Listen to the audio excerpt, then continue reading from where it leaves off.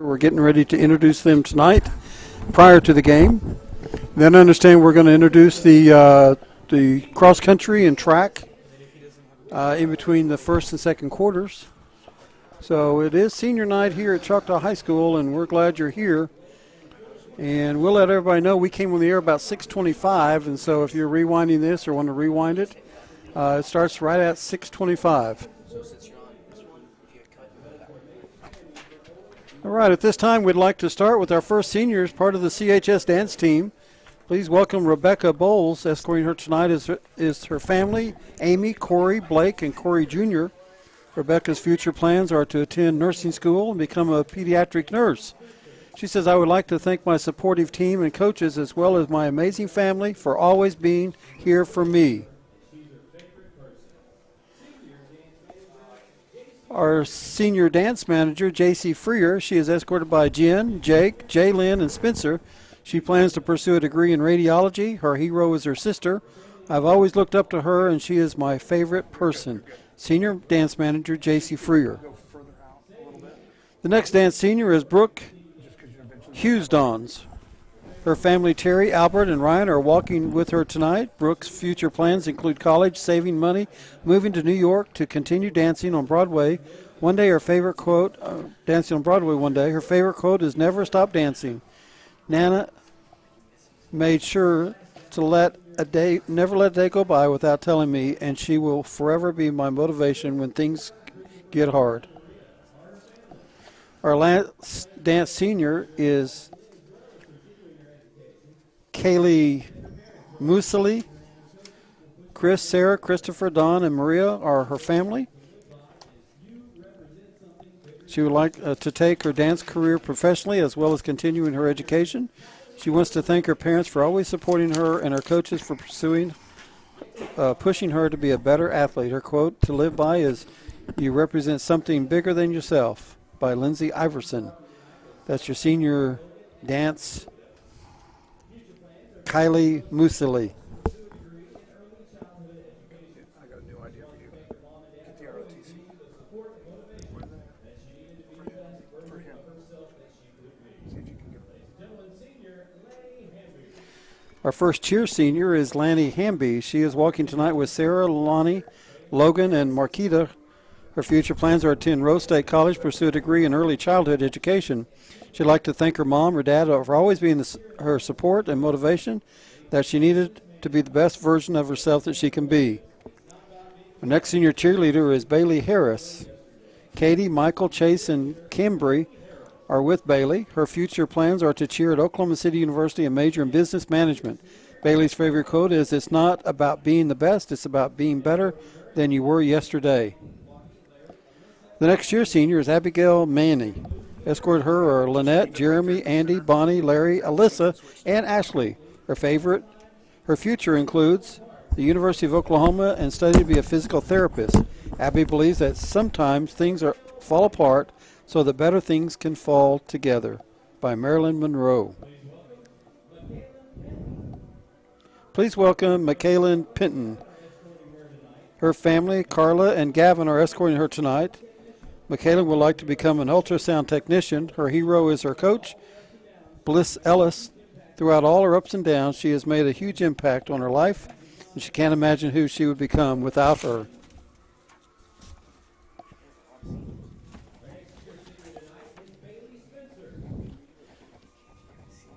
Our next cheer is senior Bailey Spencer. Bailey is walking with Stephanie, Mike, Joe, and Bonnie. Bailey plans to cheer in college and study criminal justice. Proverbs 4:23, above all else, guard your heart, for everything you do flows from it. That's Bailey Spencer, cheer senior. Now we'd like to welcome senior Amaya Switch. She is walking with Carrie Ann, Oscar, Anissa, Jacob, and Kendall. Amaya plans to go to college and study engineering. Amaya wants to thank her mom for supporting her and her coaches for pushing her to the best of all.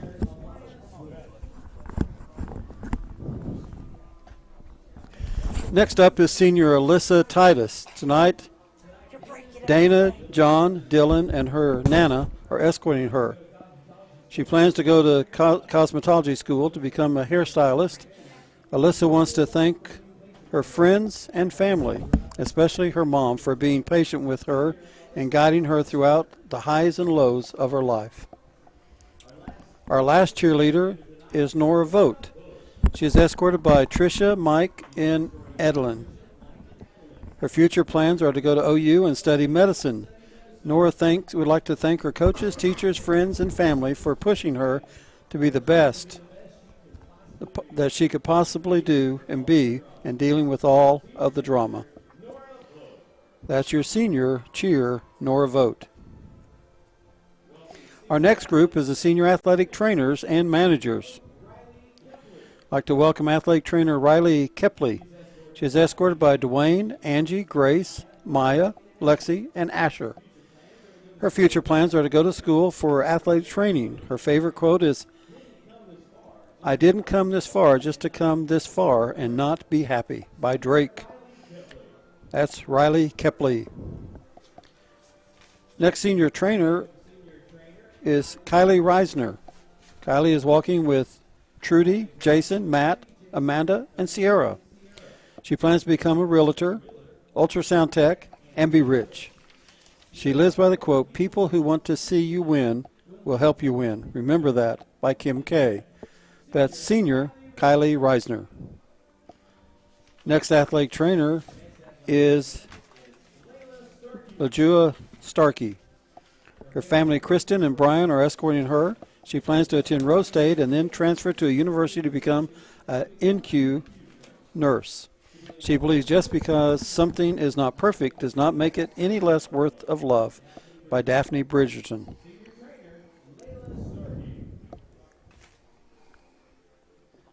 Our next athletic trainer is Landry Vaught. Landry is escorted by Jamie, Stephen, and Beckett. Landry will attend the University of Oklahoma to study health and exercise science and become a physical therapist. She wants to thank her mom and dad for being the biggest supporters and for pushing her to be the best version of herself. That's Landry Vaught, senior athletic trainer. Our first manager is Taylor Bass. Her mother, Starsha, is escorting her tonight. Her future plans are to go into the medical field. Taylor wants to thank all of her coaches and her mom for always believing in her. That's manager Taylor Bass. Next up is manager Alyssa Elijah Dixie. Patrice and Charles are escorting her. Her plans are to go to the military or to the medical field. Her life motto is, "Life is anything and everything you make it, so dream big, reach high, and never let anything limit you." Elijah Dixie. The next manager is Diamond Mackey. Marquita is escorting Diamond. She plans to attend an HBCU and become a lawyer. Diamond says, "Do not allow people to dim your shine because they are blinded. Tell them to put some sunglasses on." That's Diamond Mackey, senior manager.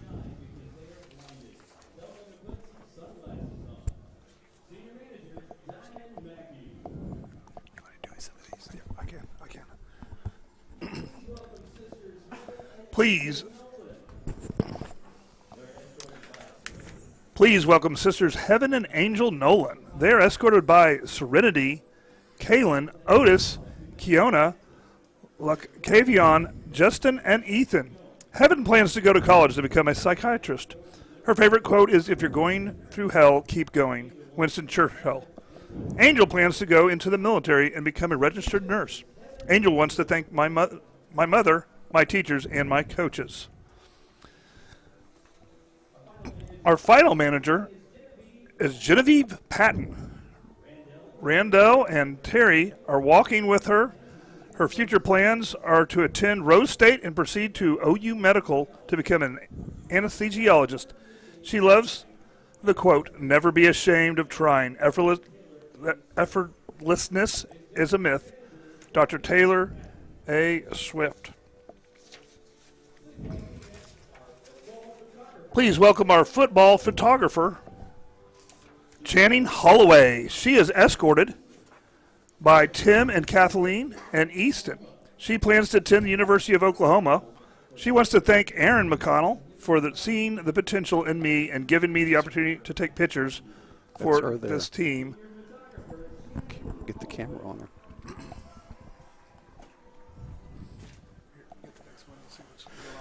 I don't have the camera on the kids.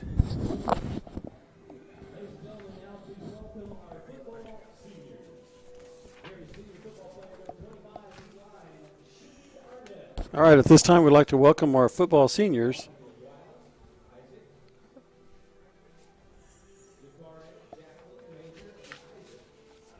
Here's our senior football player, number 25, D-line, Shed Arnett. He is walking with Dwyla, Isaac, Jaquia, Jaylene, Major, and Isaac III. He plans to go to college and major in computer science so he can buy a Trackhawk. He wants to thank his mom and his father for being with him throughout the journey and believing in his goals.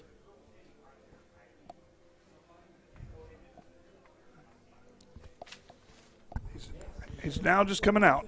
Next is number 57, defensive end, Caleb Bastita. Royce, Amanda, Jaden, KK, Tyranny, Jackson, Kaysen, and Jensen are escorting him. His future plans are to continue his football journey in college and major in business. His quote is, "The possessions of anything begins in the mind," by Bruce Lee. We are ahead. So is he. Now switch, yeah. And now switch.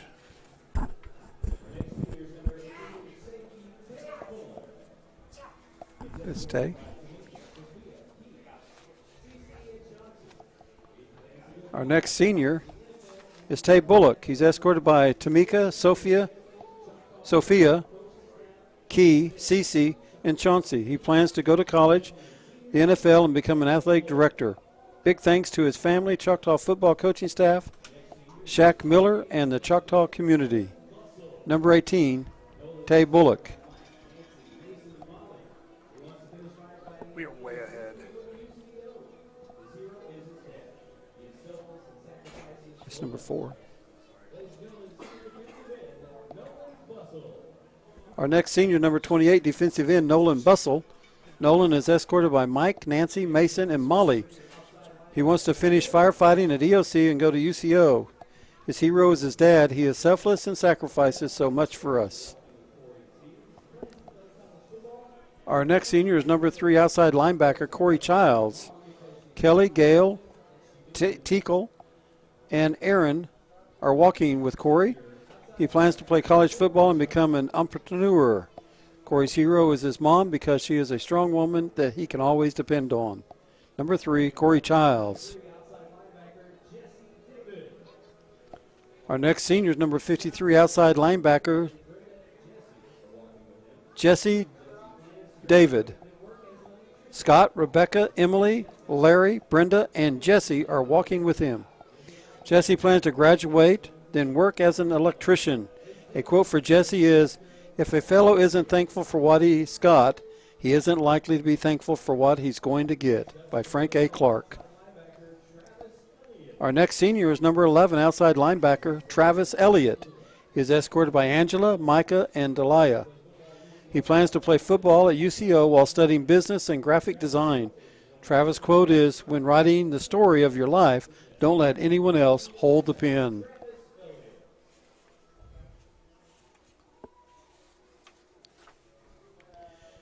Here's our next senior, number 2, safety, Drake Fitro.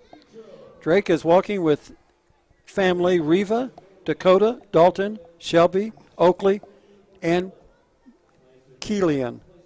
He plans to attend college and play sports, pursue a business degree, and manage his own business.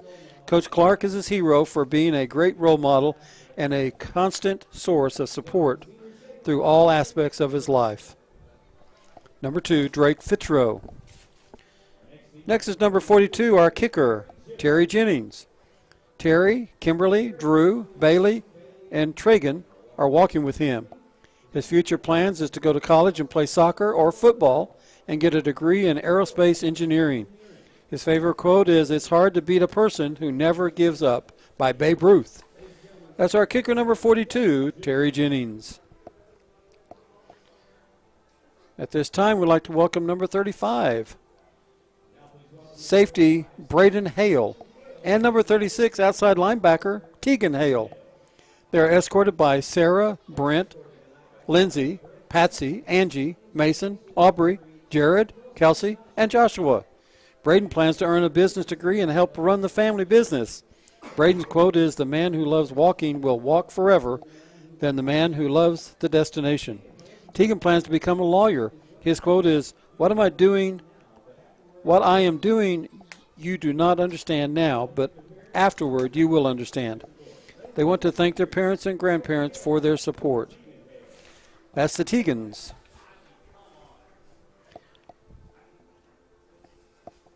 Our next senior is number 23, cornerback Dee Hine.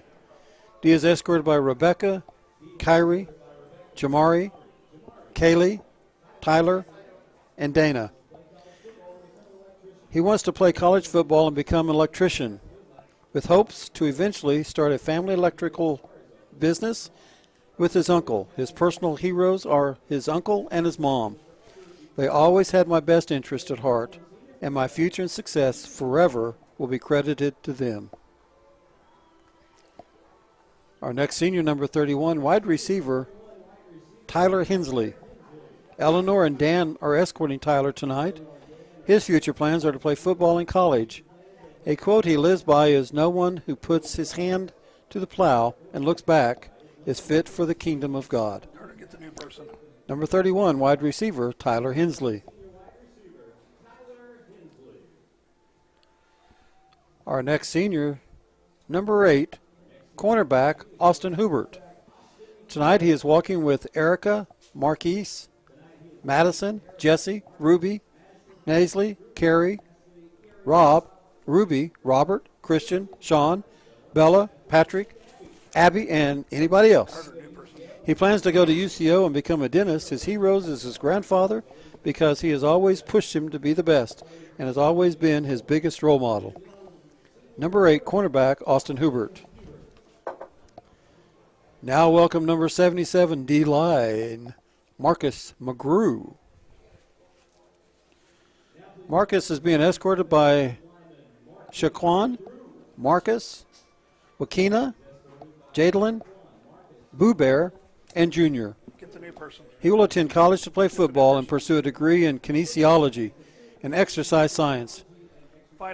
Marcus wants to be so good they can't ignore him.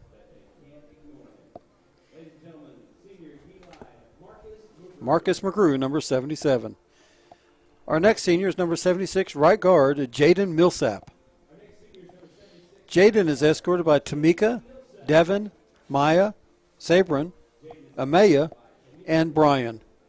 He plans to become a sports physical therapist, and he wants to thank his mom for always believing in him and being there when he needed it the most. Number 76, right guard, Jaden Millsap.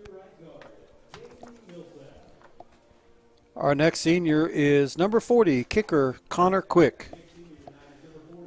Marvin and Saidani are walking with him. His future plans are to go to college and study computer science. His favorite quote is, "Success is no accident. It is hard work, perseverance, learning, studying, and sacrifice, and most of all, love of what you are doing." By Pelé. Number 40, kicker Connor Quick. Our next senior are cousins, number 86, tight end Cam Ramos, and number 7, wide receiver Will Smith. They're escorted by Michelle, Avery, Steve, Savannah, Maddie, and Dustin. Cam plans to play college football and have a successful career in sports medicine or sports broadcasting. His mama is his hero. She has shown me what it is to be strong and never give up, no matter what. My ride or die. Will plans to play football for the University of Tulsa. He wants to thank his dad, coaches, and the whole Choctaw community for a home the past 18 years and the unconditional support you've given me and my teammates. Number 86, tight end Cam Ramos, and number 7, wide receiver Will Smith.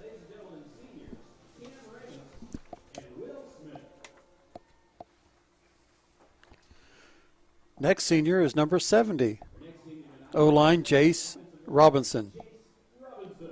Kathy, Miko, and Bryce are his escorts. He plans to become a real estate agent.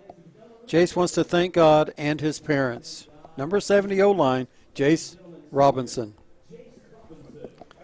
Next up is senior number 26 linebacker Travis Rogers. He is escorted by Ashley, Stacy, and family. His hero is his mom. That's senior number 26 linebacker Travis Rogers.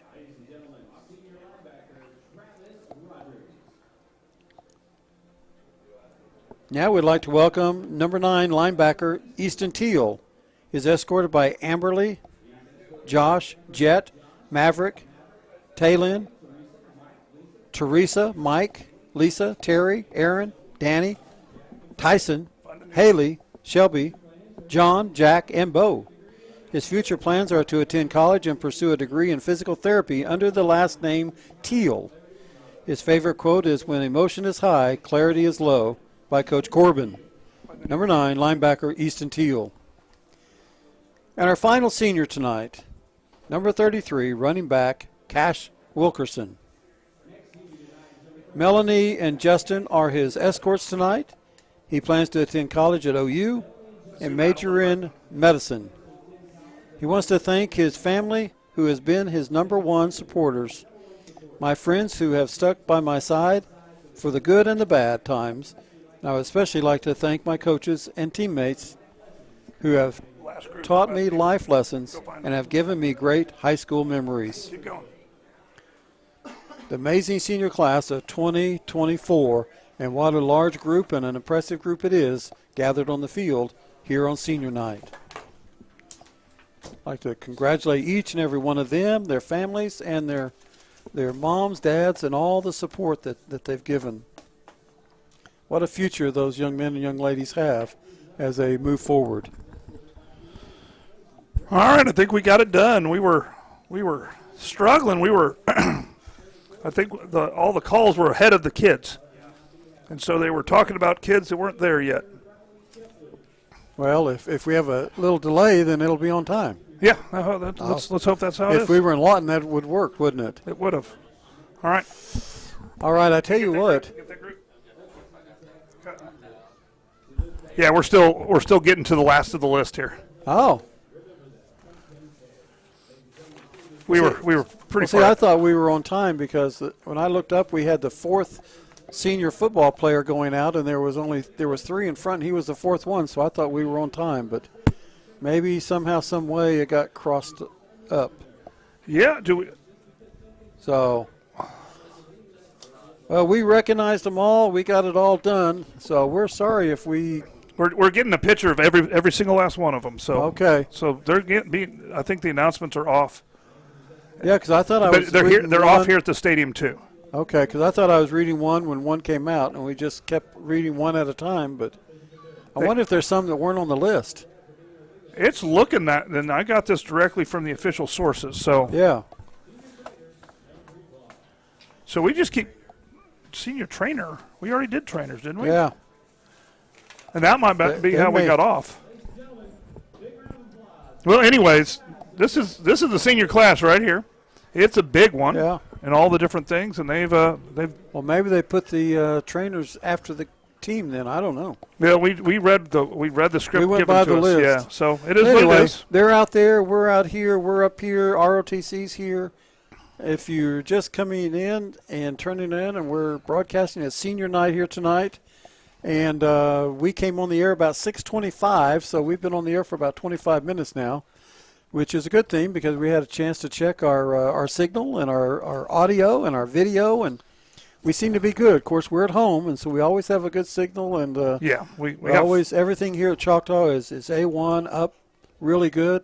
We have good leadership, and they have all the tools we need to do a good broadcast, and so we never have problems here at home. It's just when we go on the road, sometimes we get left out of the streaming services, and we don't get a good. We don't always get a good signal. signal. It just depends. It just depends, unfortunately. But the band is coming out. They're getting ready to do the pregame. The ROTC is getting ready to go out as soon as we clear the field with all of the seniors and their parents. And I tell you what, we have a huge crowd here tonight on senior night. And as soon as we do that, we'll have the band, we'll have the Star Spangled Banner, and I tell you what, it looks like we might get to start at 7 o'clock. We thought we might be delayed with so many seniors, but we started early enough. I think that's why we were ahead. I think we're going to be okay. Well, we try to get them on and off as fast as we could. Not that they don't deserve the recognition, but we knew that things were going to be tight.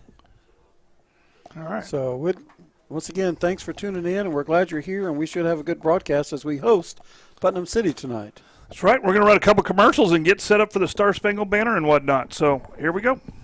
Run a couple commercials. Tyler Pest Solutions, the gold standard in eastern Oklahoma County in pest control. Spiders, ants, fleas, scorpions, mice, rats, general pest control, termite control. We do it all. Independently owned and operated right here in Choctaw. As a leader of eastern Oklahoma County pest control, you can count on Tyler Pest Solutions to use the safest, eco, and pet-friendly products available.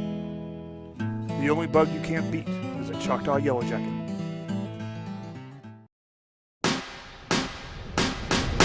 The only thing standing between an amateur and a professional is a little thing called practice. To turn a passion into a career, you got to get hands-on, put in the hours, hone your skill, and train like tomorrow depends on it. Across the state, we're powering Oklahoma's future. Here, passion goes pro. EOC Tech Center, powered by Career Tech. Hi, I'm Stan with SWM & Sons. We've been building in the eastern Oklahoma County area since 1982.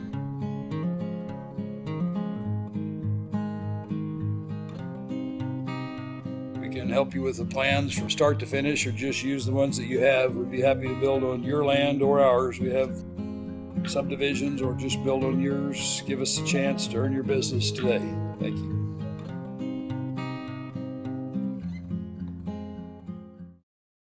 Are you having trouble seeing clearly? Then you need Vision Source Midwest City. We have been a leading eye care provider in the area for more than 50 years, and our doctors have the experience to diagnose and treat a variety of eye diseases and problems. We provide a high level of personalized care and state-of-the-art diagnostic technology to help you reach your vision goals.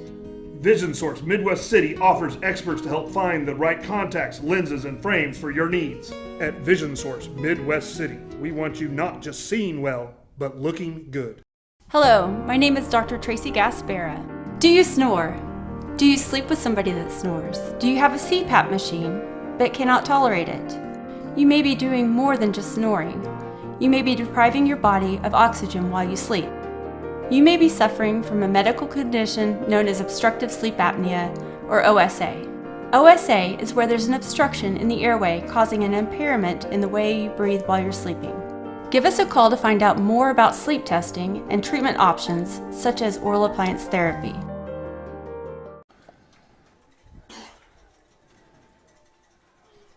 Yep, we're back, and you should see the pride of Choctaw coming out to play. They play America the Beautiful. They play the Star Spangled Banner. Here's our cheer, our palm, and ROTC's bringing the flag out.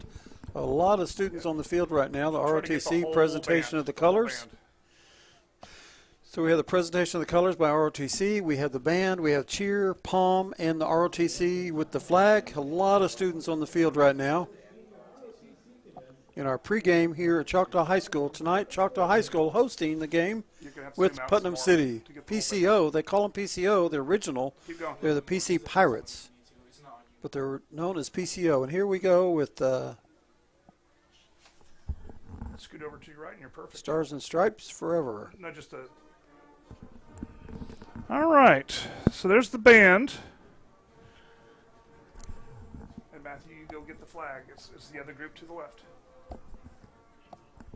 Keep going. It's going to be that group at the top of your screen. And you can switch to the cheerleaders. Playing Stars and Stripes Forever will be followed by the Star Spangled Banner here on a full moon night, close to Halloween, and a full moon. It is. Everything in the fall is lining up. Cold weather coming in, full moon, football. Thunderstorms tomorrow, I think. So better look at the moon tonight because you may not see that full moon tomorrow. Captains are starting to convene on both sides. We'll have that after the Star Spangled Banner. We'll have the coin flip, and then we'll be ready to go here on a Friday night. Yeah, here in the big town. We can definitely talk a little football before we get started. But we sure do. We have some, and we'd like to welcome 107.7 here tonight doing the broadcast. If you're in your car riding around, you can listen to Choctaw High School tonight on 107.7, the franchise, here covering the game tonight. Although if you're in your car riding around watching us. Well, you might be on your phone. Well, but we'd prefer you to watch us. But but if you're watching us in the car, you need to not watch us in the car. Oh, passengers. Oh, passengers. Okay. Yeah, that's okay then. So here's getting ready to start the Star Spangled Banner presentation of the colors, followed by the national anthem.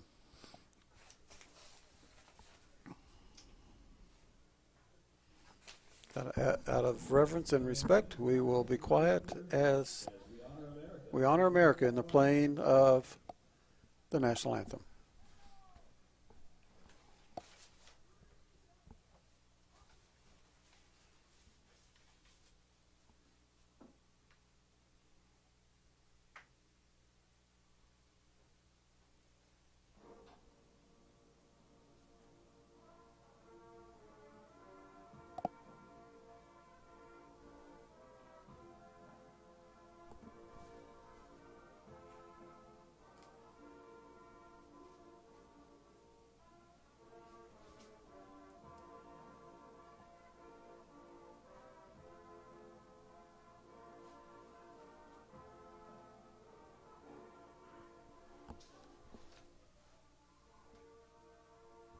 Switch it to the other view.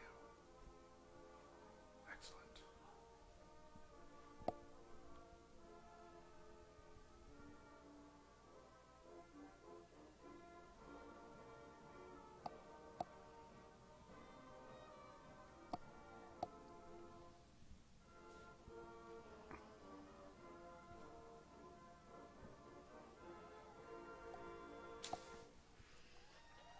All right, and we're doing the magical lightning show. Either that or the lights went out. Looks like the lights went out. They're back on. They're back on, yeah. All right. So that's the Star Spangled Banner and all the students on the field, and once again getting close to game time. You get the tunnel? I'd like to go over the football team getting ready to come out of the tunnel.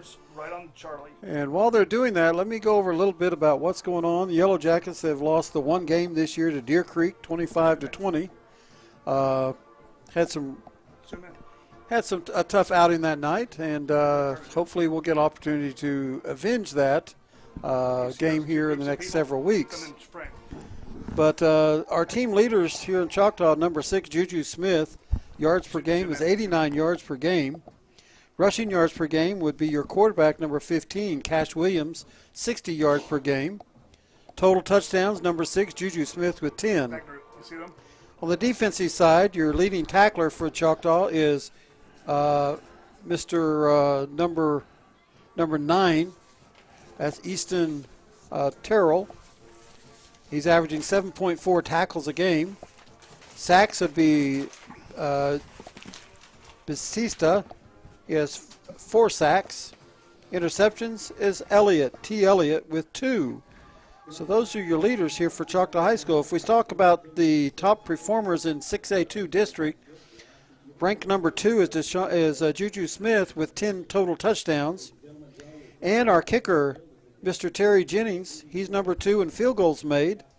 And he's number 3 in points after touchdowns made. And he would be number 1, except Choctaw goes a lot of times for 2 points early in the contest, and then they revert back to kicking the 1. So he is in the top 3 of the district. All right, Choctaw will be receiving tonight, and Putnam City will be kicking off, and Putnam City will have the wind to their back, defending the north goal here to start the first quarter. Choctaw will be going into the wind for the first quarter. So that's the way the toss ended. Choctaw will be receiving and have the ball first. So, all right, that sounds good. We talked about what we have going forward after tonight. We have one regular season game left next week, and that will be in Ponca City. That's right. And where does this put us as far as we look ahead with tonight and next week and where we're headed? Well, if we can go ahead and win this week and next week, that will put us in a solid second on the west side, which will give us a first-round bye and allow us to host a second-round playoff game. And what we're expected to do is definitely win out and play Sand Springs in the second round right here in Choctaw, America. And I think it's important that we have that bye, first-round bye, and that we can get our players healthy as well as we can work on our game plan. But, just to get everybody healthy and rested. And although when you look at this season, we shouldn't be too bad. We shouldn't be too banged up. We've had a lot of running clocks. We've had a lot of situations where we have not had to play our players all the way through. So there's been a lot of rest, which on the flip side of that is you got guys that haven't played the whole game, every game, under a real tight situation. We've been getting ahead, playing everybody, and so that really does have an impact on you preparing to play the full game right as we move into the playoffs. Right, but it's, you got to balance, play a full game, prevent injuries, right? Absolutely, and get some of your younger athletes an opportunity to get out on the field, because you never know, they're just one injury away from stepping in to having to be that next up person. So. Well, and you're developing depth. So there's a fine line, and it's you play who's in front of you, and it's we would prefer to have full games as opposed to running clock second halves. But, relatively speaking, we're in really good shape going into the end of the season here. But. We are, and here comes the players as they're coming out. The lights are flickering. Not because they're about to go out, but because they're man-made flickering to highlight this situation. The players entering the field. So welcome to all those young men that are in this far into the season, and they're all pretty healthy, and they're ready to play football. They are ready, and this is, of course, senior night last home game. This is also military night, so we're going to have some military stuff presentation going on during halftime. Is that a flyover? There's a fly. No, that red thing up there with the lights on. That's a helicopter. But is that a flyover for military night? I will call it a flyover. Or is that a college coach coming to look at some players? Are they going to land on our field like Coach Gundy did last year? Coach Gundy did that a couple years ago for sure. So I think it's just a news helicopter. Oh, okay. But it is military night. Of course, band is going to state competition to try to win a state championship tomorrow. And 6A drama's here at the high school tomorrow for state championship. Yep. And we're also having a gold out tonight, raising awareness and money for childhood cancer, the fight against childhood cancer, that is. So there's a lot of things going on, a lot of excitement, a lot of ways that you can become involved and be involved here at Choctaw. So once again, we'd like to thank our students that are here tonight. See where the ball is? For your efforts and your ongoing support for putting this program together. It's going to be a black group. So. And you'll see them. You'll want to get them all there. You are want to center your camera. You're going to find the guy in the back. I have an eerie feeling. I don't know about this eerie feeling, but it's going to be back here. We have a full moon.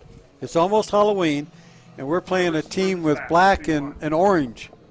We're playing Halloween colored team on Halloween week with the full moon.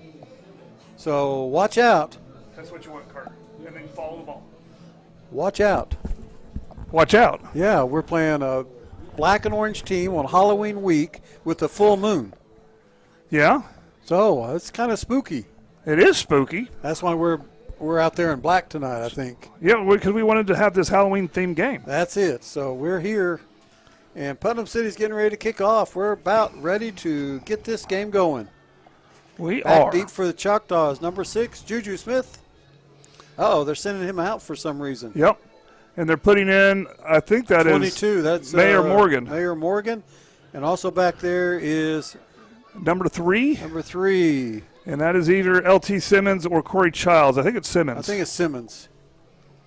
Simmons, he has pink gloves tonight. So, yeah, we'll be able to tell for sure once we see, him come out on offense here. And there's the kick. That's a nice-looking kick. Good kick. We take it on the 8. We're across the 15, the 20, the 25, the 30, the 40. He's going downfield. He's got a blocker in front of him. And we get tackled at the 20-yard line. Wow, that's good starting position. 22. Mayor Morgan takes the ball from the 13 down to the, we got a flag down. Where? Out here on the 35-yard line. So it's coming back. So it's coming back from the 35 to the 25. That way we can have more offense.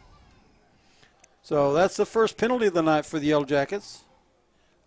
They kick off, and we get a penalty. I don't know if I like that start. No, but you if you're going to get one, now's the time to get it. Yeah, you get the start from your start, and we need to work on driving the field anyways.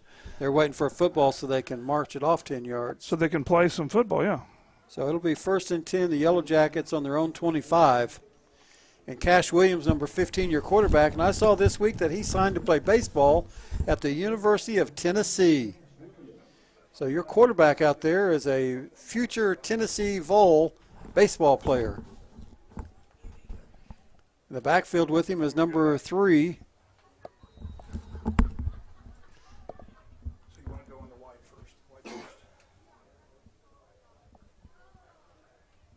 Man in motion. There's the pitch. There's the give. It's inside.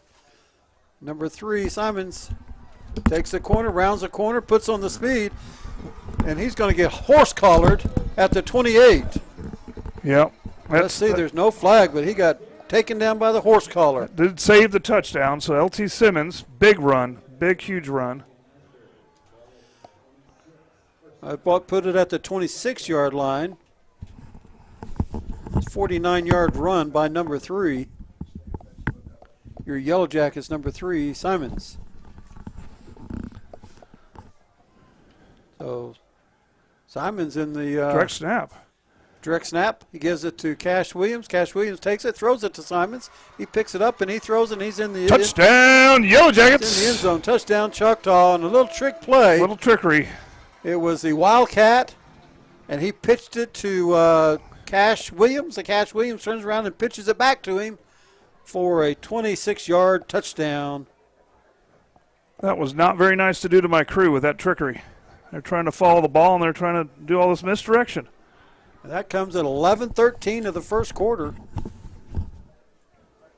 47 seconds into the game, Yellow Jackets run 2 plays and put it in the end zone. Now for the 2-point conversion. Cash Williams, empty set. Number 3, Simons on his way. Sets up, goes back in motion. They pitch it to Juju Smith, and he takes it and walks it in. And that's a 2-point conversion. And that's a jet sweep to Juju Smith. What a touchdown. All right, well, 8-0. Let's go to commercial. We'll be right back.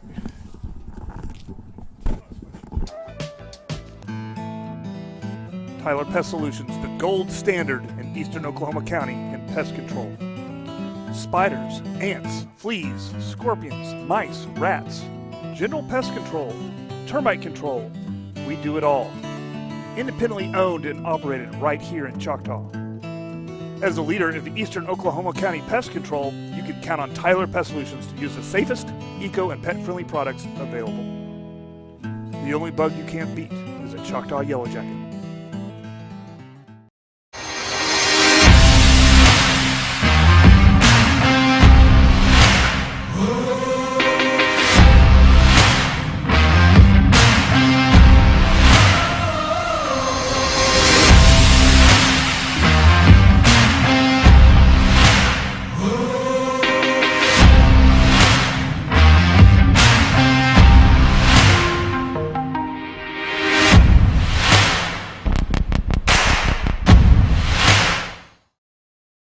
I'm David Gleason, owner of Dave's Driving School. Hope you're enjoying the game or the match, whichever it might be, and we hope you keep us in mind for all.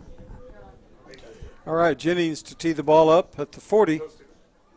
And they send another one of our players off.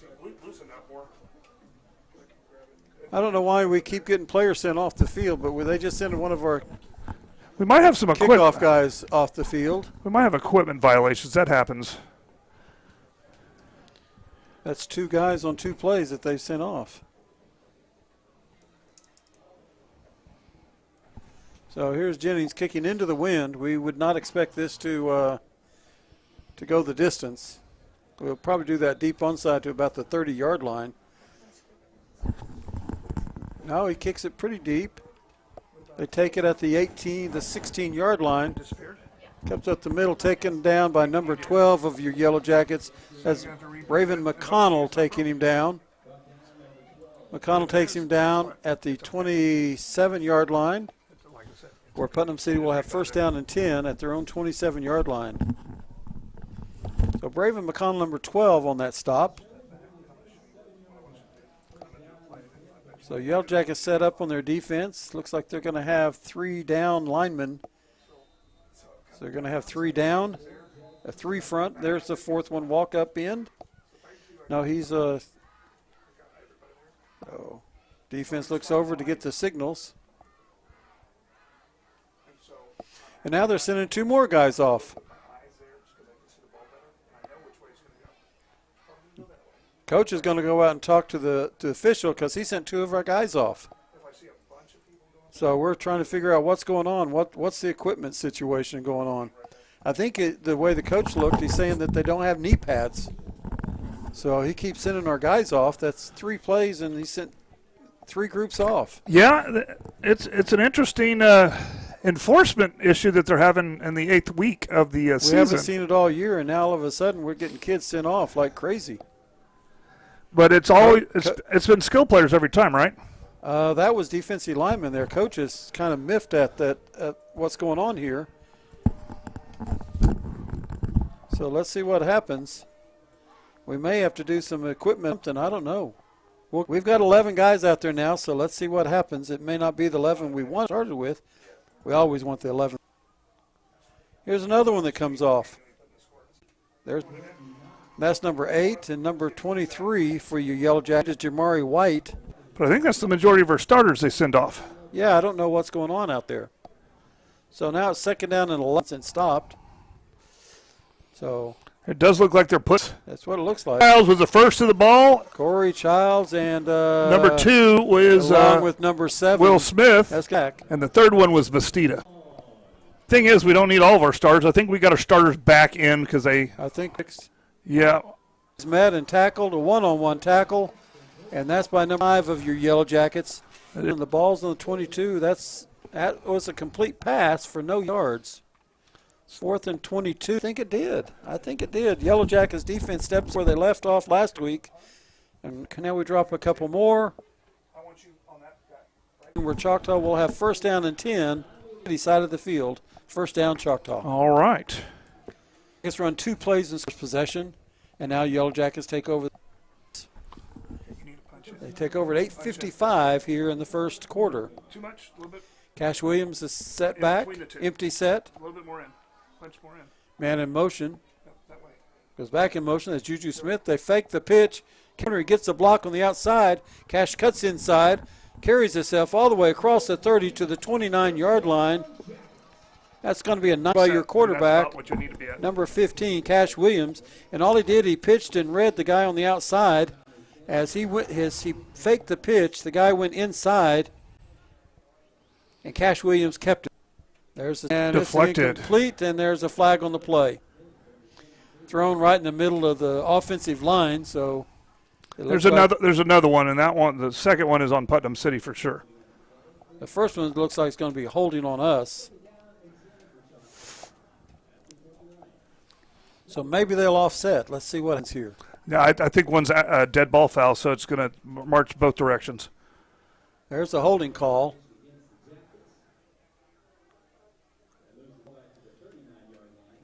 That's the only penalty. Okay. Then I guess I probably saw someone just throwing something on the sidelines. So 2nd and 20 at the 39. Man in motion is Moyer. They jumped. No, they didn't come across. They almost did. There. Choctaw looks over to the side to get the signals. 1st and 20 at the 39. Looks like he's almost back to the original line of scrimmage. Yeah, 2nd down and 11. And the ball at the 31-yard line. There's the snap. There's a look. It's a quick throw out there to number 6, Juju Smith. And he gets to the 30. He's only going to get about 1 yard. For Hayden Mounts, I'm sorry. All right. 3rd down and 10. There's 7:48 left in the board, up and running again in a second. So it's 3rd down and 10. Quarterback empty set. There's the snap. There's a look. He wants to throw. He throws it across the middle. It's caught. That's Kiefer. Well, good for him. Kiefer gets it 1st and 10 at the 15-yard line. That's going to be a 15-yard pass play to Nate Kiefer, number 22. Pick up the 1st down, and now they're on the 15-yard line. 10. Man in motion. Sets up on the outside. Quads to the left. Cash Williams gets the ball. He wants to throw. He's got a guy coming at him. He's going to go around to the right. He's going to look for an open space. And he runs out of bounds. Just inside shy. the 10. Just shy. At about the 3-yard line. That should be a 1st and goal, though, right? Picks up 12 yards on the run. Yes, 1st down. Nobody to throw to, so he runs the ball. 1st and goal, ball at the 3-yard line. And this started at 8:55, 6:52, so it's taken 2 minutes to take the length, the 48 yards. There's the snap, there's the look, there's the pitch. And there's the run to the outside, and number 3, Simons, takes it in to the end zone. Yeah. Touchdown, L.T. Simmons. That's a 3-yard TD run by number 3, Simmons. Yep. Had to run to the corner that we're blind to. So it's That comes at 6:37 of the 1st quarter, and Yellow Jackets on for 2.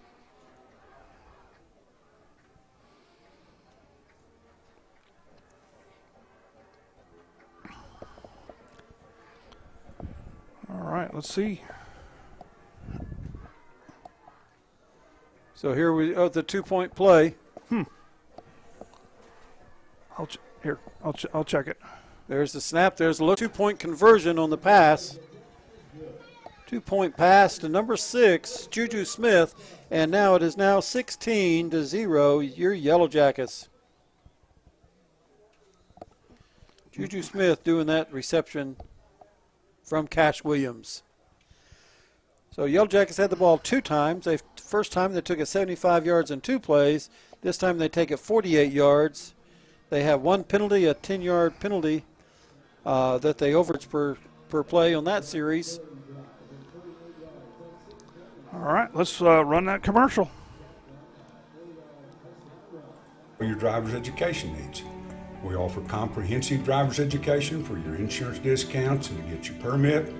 We offer individual driving lessons for both teens and adults.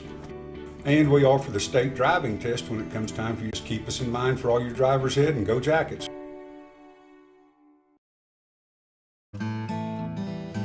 Tyler Pest Solutions, the gold standard in eastern Oklahoma County in pest control. Spiders, ants, fleas, scorpions, mice, rats, general pest control, termite control. We do it all. Independently owned and operated right here in Choctaw. As a leader of eastern Oklahoma County pest control, you can count on Tyler Pest Solutions to use the safest, eco, and pet-friendly products available. The only bug you can't beat is a Choctaw Yellow Jacket. The only thing standing between an amateur and a professional is a little thing called practice. To turn a passion into a career, you got to get hands-on, put in the hours, hone your skill, and train like tomorrow depends on it. Across the state, we're powering. Cuts at the middle, finds an opening, and then is tackled by the Yellow Jackets number 13, Terry Simmons. And so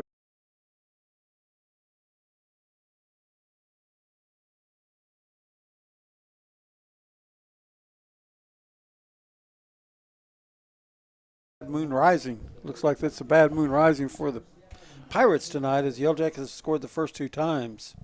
Yeah, it does look that way. The Yellow Jackets remind me of an old song by the Dave Clark Five, Catch Us If You Can, because I tell you what, I don't know that they can catch us tonight. So what a great start for the Yellow Jackets. Okay, here's Putnam City's second possession of the night, starting at their own 32-yard line. There's a snap, there's a look, it's a give, it's a run up the middle, and he's going to get tackled. He's taken down by number 12, Braven McConnell, and that's a pickup of 1 yard as McConnell wrapped him up around the legs and took him down.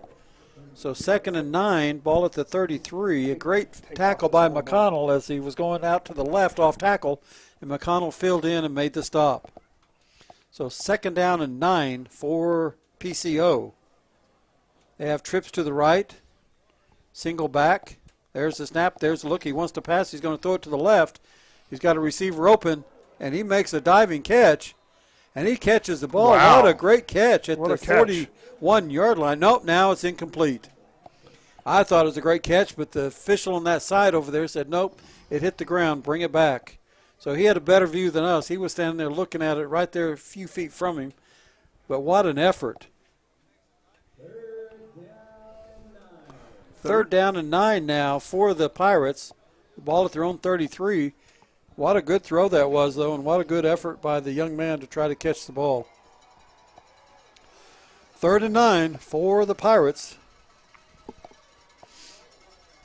And they're going to have a timeout here. That comes at 5:47 of the first quarter.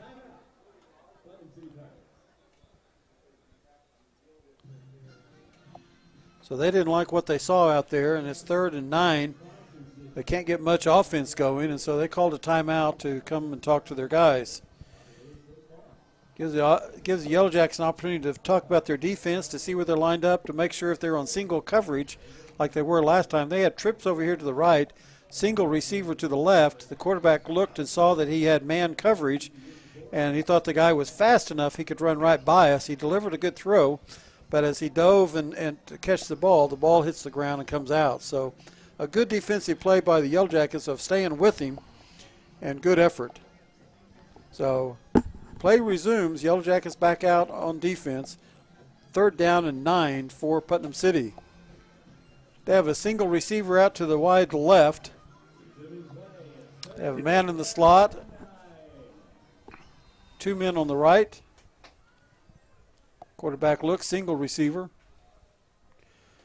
There's the snap, there's the look, there's the throw. He's got a man open, number 9. He's wide open, catches the ball, and he's running down the field, makes a move, and he's tackled at the 37-yard line by number 23 of your Yellow Jackets. That's Deshaun Hine, but it's going to be 1st down and 10 at the 37. And you've just seen the strength of Putnam City. They do have a quarterback that can throw if given the time, and they have some hot receivers with some speed and the ability to get open. And so this will be a good lesson for us. Mr. Reed.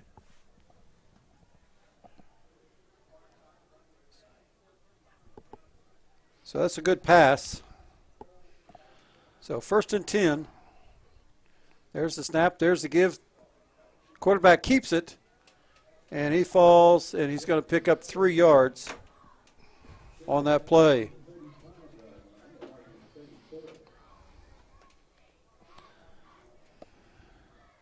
So we're getting information that there may be a little bit of difficulty or a little something going on. We're checking on things here on the signal and on the broadcast, so we're working on it. Just thought we'd let you guys know. Thanks for letting us know. Yeah, a little bit of glitching every now and again. It still looks like we're still at full quality, but we'll monitor it and see if we can fix it if it doesn't fix itself here in a second. 2nd down and 7, ball in the 34. There's the snap, there's the look. He wants to throw. He's going to set back. He's going to throw it. He throws it up. He's got a man open, almost and it's picked. an incomplete pass. Almost picked. We had 2 guys back there. He's almost sacked. The ball's almost picked, and all of that to say it's an incomplete pass. So 3rd down and 7. Their quarterback's got an arm. He can throw the ball. So 3rd down and 7 for the Pirates. It looks like their main receiver is number 9, and that's going to be Visanio Boyd, a sophomore. 5'10", and 160-yard pass receiver. Yeah, it looks like I'm watching the stream right now. It looks like it is whatever glitch was in the system. All right. So here it is, 3rd down and 7 from the 34. Yeah, if it keeps There's being the bad, snap. I'll run a speed test. There's the look. There's the throw. He's going to throw Good it to number coverage 10, and deflected. and it's incomplete pass. As we were running one-on-one, we're playing man coverage, and we're able to stay with them. So 4th down and 7 at the 34. They threw the long one to the left and threw that one to the right, and we're playing man coverage and able to stay with them. I got word that it's better. It's not jumping as much, so I don't know what jumping means. Maybe it's jumping meant that somehow the internet connection wasn't great, and then it's fixed itself. Okay. I don't know what would have happened with that, but all right. Before I could run a speed test and prove that something's wrong, it fixed itself. All right, 4th down and 7. There's the snap. There's the look. He wants to throw. He's got a man open. He's going to throw it deep. They're going to and flag there's that. the flag. They're going to flag that. So Yellow Jacks are going to get a flag. That's going to be a 1st down. Be their 3rd 10-yard flag of the 1st quarter. Pass interference.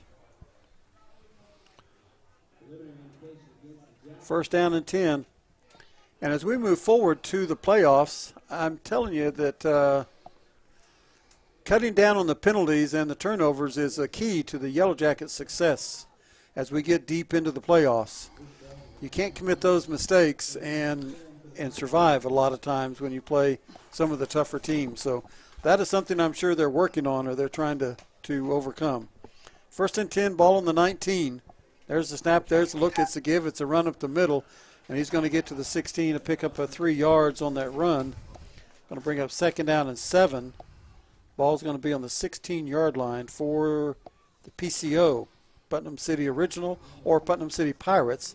However you look at them now. Now they go more by PCO than they do PC Pirates. So I guess that just offsets who they are and that they are the original school in Putnam City.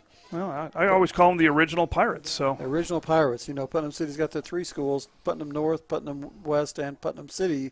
And it's Putnam City O or original. There's the snap. There's the look. He wants to pass. He's going to get wrapped up. He's going to get loose. And now he's taken down for a pickup of 2 yards.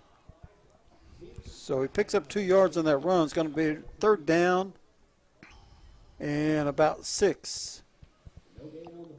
all right. 3rd down and 6. And ball at the 7th. This is an important stand right now to keep that 0 on the board, but Putnam City is not. They're not going to lay down. We knew they would come in fighting today. And we jumped, gave him and that's 5 going to be a yards. 5-yard penalty for the Yellow Jackets. Let's see if it is against us or if it's against them. Oh, it's us. That's our 4th penalty of the 1st quarter. And I know the coaches worked all week and talking about how Putnam City is going to be a test. They're athletic all over the place. The quarterback can throw, and they got a couple hot receivers this year. 3rd down and 3. And sometimes that's all you need. 3rd and 3. We almost jumped again. Looks like the ball's on the 12. It's an important stop right here. Get this stop, but it's 4-down territory. He's back. He wants to throw. He's going to cut. He's going to find an opening. He's going to tackle for a loss Nothing there. of 2. That's 12 and 77 for the tackle, and that would be Marquise McGrew and Raven McConnell.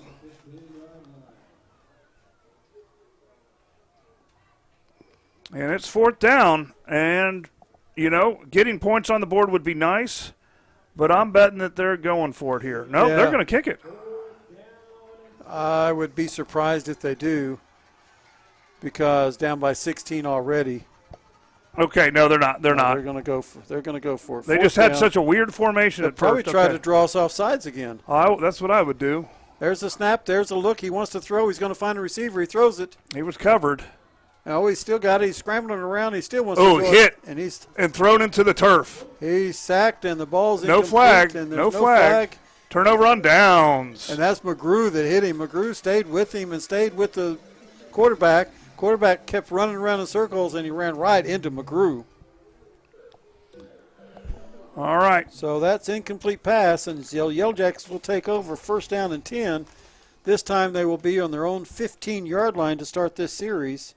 We got 16-0, 2:13 left on the clock in the first quarter. We'll get the backup scoreboard going on the second quarter. So we'll let you know that, there's 2:13 left in the quarter here on senior night. Yellow Jackets with the third possession of the night, scoring on the first two possessions. So we got a single back, got twins to the left. Cash Williams, your quarterback. Man in motion, empty set, empty backfield. There's the snap, there's a look. Cash wants to throw. He's got pressure coming on him. Good block. He gets a good block. He throws it out here. It's complete to number 20, Kiefer. And Kiefer's still going across the 20 to the 25, and he's still going. A lot of effort by that young man. I think he got the first. He did. He picks up 11 yards on that pass to number 20, Nate Kiefer. And what great effort that young man just showed. He should have been stopped for about a 4-yard pickup, and he gets 11, fighting his way for 7 yards. So we got a single back now with our quarterback, Cash Williams, as he looks over everything. 1st and 10. There's the snap. There's the look. It's a give. It's a run up the middle. Ooh. And he gets tackled on about the 28-yard line. That was Mayor Morgan. Mayor Morgan is going to get 1 yard on that run. It's a good tackle because he was going one way, and all of a sudden he hit a brick wall. He was just destroying the line last Friday. So 2nd down and 8. Okay, it looks like we got Will Smith playing a little offense again. He's lined up as a tight end over there on the right side of that tight group. There's the snap. There's a look. It's a give. It's a pitch to Juice Smith, number 6. Rounds a corner, gets to the first down marker, and goes out of bounds after picking up the first down. That's another Jacket. First down. 2nd and 9 from the 28, and he picked up 10 yards. 1st down and 10, Yellow Jackets. Ball's at the 37-yard line. All right, got about 50 seconds left in this quarter. And wind is a little bit of a factor. It's blowing from the left to the right. I thought he ran out of bounds, but the clock's running. So it looked to me like he ran out of bounds. I thought the clock should have stopped, but it's running. Yeah, we don't have a running clock. This is definitely a game in doubt still. There's a snap. There's a look. Cash wants to throw it. He's going to scramble around. A lot of pressure. He's getting chased. He finds an opening. Everybody's fast. Bailed out. He gets a good block by Juju Smith. He runs right by that block, gets another block downfield, and he's in the end zone for a touchdown. Yellow Jackets. What great blocks out there. Wow. Juju Smith, number 6, gave a heck of a block downfield at about the 30-yard line. Just sprung him down the sideline, down the corner, and he took it all the way in. So that's a 63-yard touchdown run by your quarterback, number 15. Well, they were about to score, and, how many seconds later we scored? Yeah, we took it at 2:13, and there's 15 seconds left. So it took us less than 15 minutes to move those 85 yards. It took us a minute 58. There's a snap, the hold, and we got flags down. Yep. And I think we got offsides by, offsides, it's half the distance.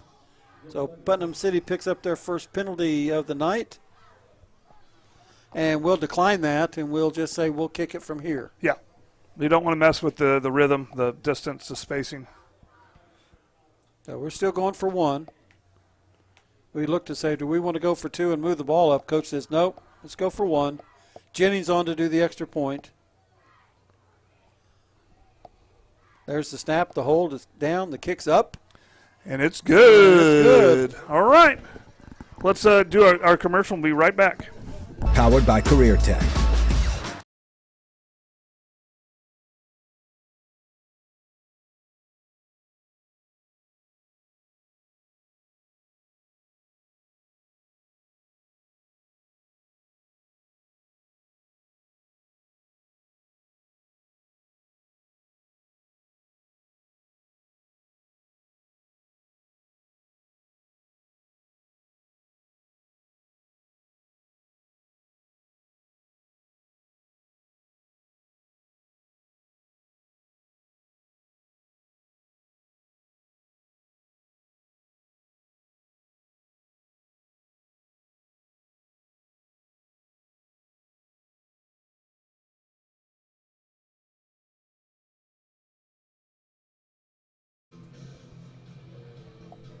We're back, and the lights are going on and off, but that's by design. As the teams are huddled up, getting ready to take on this next kickoff.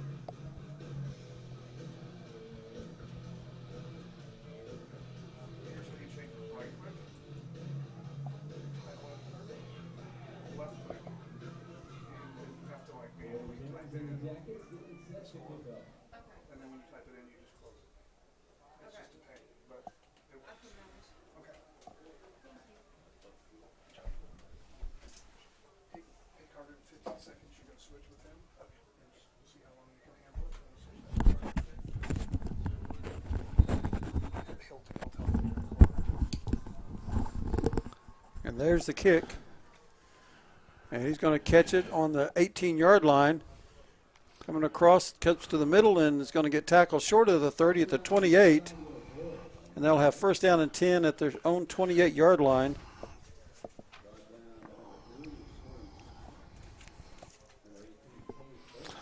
All right, we'll see what they got. They got something going last time. 11 seconds. Well, yeah, 11 seconds in the quarter. They got something going last time, so we'll see if they keep to the air. Let's see if we made some adjustments. You know, you do give some of these athletes like that quarterback, he can make you pay. So yes, he can. I mean, he's got a good arm, and he is he's elusive. You just don't give him time, and he's fine. There's a look. He wants to throw. He throws it out. He dishes it out. It's complete to number 9 again. He's their number 1 receiver so far tonight. And that's going to be a pickup of 7 yards on that pass. And that had a pretty good touch on it. That was just a touch pass. It was a touch pass. 2nd and 4 is what they say. Ball's 36, got to go 39, 3 or 4. They're going to be. Here we go. They're going to be quarter before this happens. They're going to get it off. There's they got the it snap. off. There's the look. He wants to throw. He's going to look out to the right.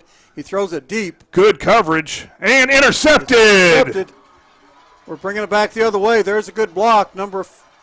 Fights up the middle, comes up the middle, finds an opening, goes to the outside, and he's tackled at the 18-yard line. I don't see any laundry. There's some laundry. And I think that's Hubert. That's Austin Hubert, number 4. And there is some laundry. There's some flags at the end of the play.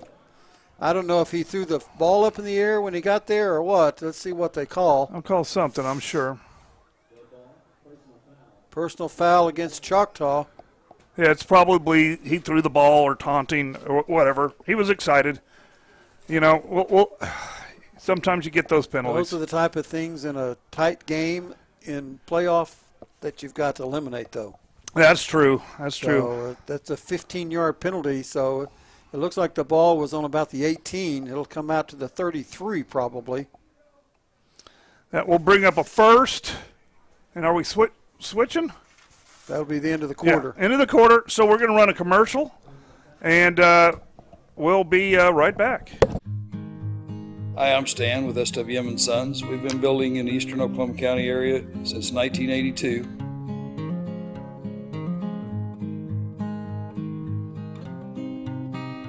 We can help you with the plans from start to finish or just use the ones that you have. We'd be happy to build on your land or ours. We have subdivisions or just build on yours. Give us a chance to earn your business today. Thank you.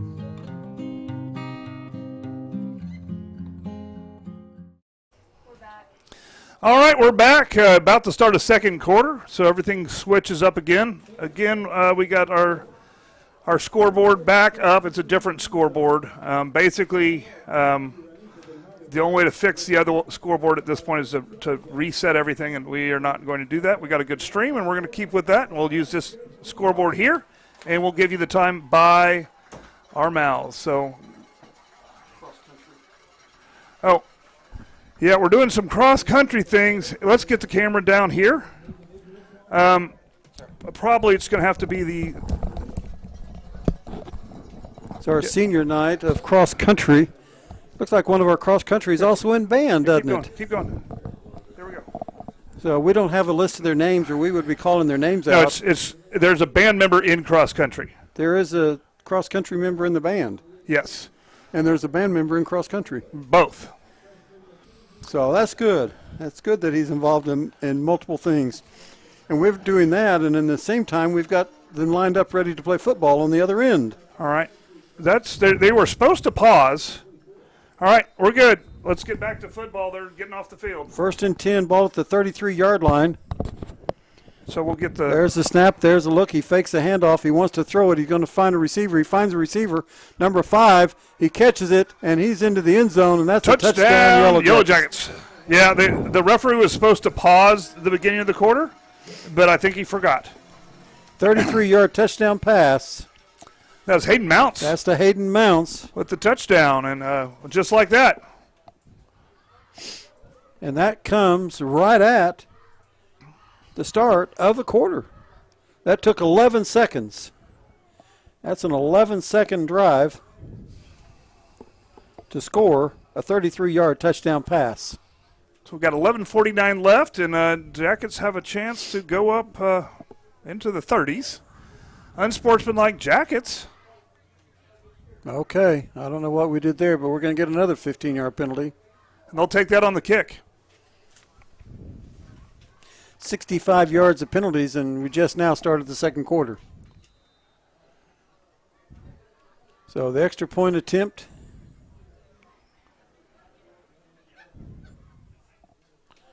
There's Kick the is kick. up. It is good. So that will bring it Jackets 30. The Pirates 0. Let's run 0. Another single commercial. We'll be right back. Are you having trouble seeing clearly? Then you need Vision Source Midwest City.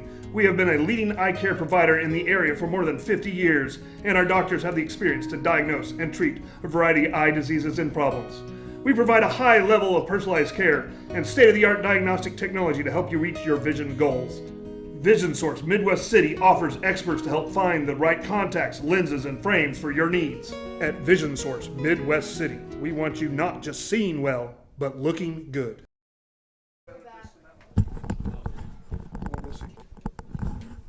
All right, we're back. We're back.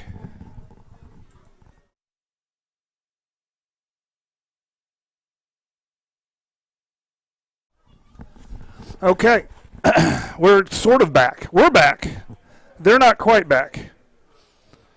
They will be back.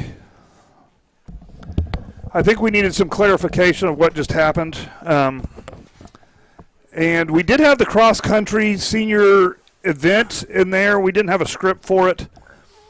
And I think the referee forgot that they were supposed to give us a little time for it. So it was what it was. Is that what that personal foul was for? Too many men on the field? It could have been. Because we had a whole group of runners out there. So I'm not really sure. Unfortunately, we don't have that communication. So Yellow Jackets will kick off. They're leading. The good news is they're leading 30-0. Right. Bad news is 65 yards of penalties in a quarter and 11 seconds. We need to. Well, and the coaches won't be happy with that aspect. No. But you always have things to work on, and that's one thing they'll be working on. There's the kick. It's with the wind. He takes it now on the 27-yard line. Takes it out to the right. He's being pursued by the Yellow Jackets. He cuts it up inside. Gets tackled by the Yellow Jackets, number 3. And that's going to be Corey Childs, that number 3, I believe. So first down and 10 for the Pirates. And this time they will start at their own 38-yard line.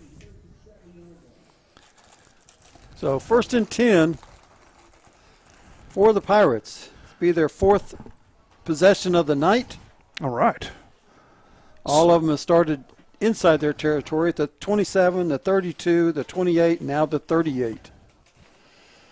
So first down and 10.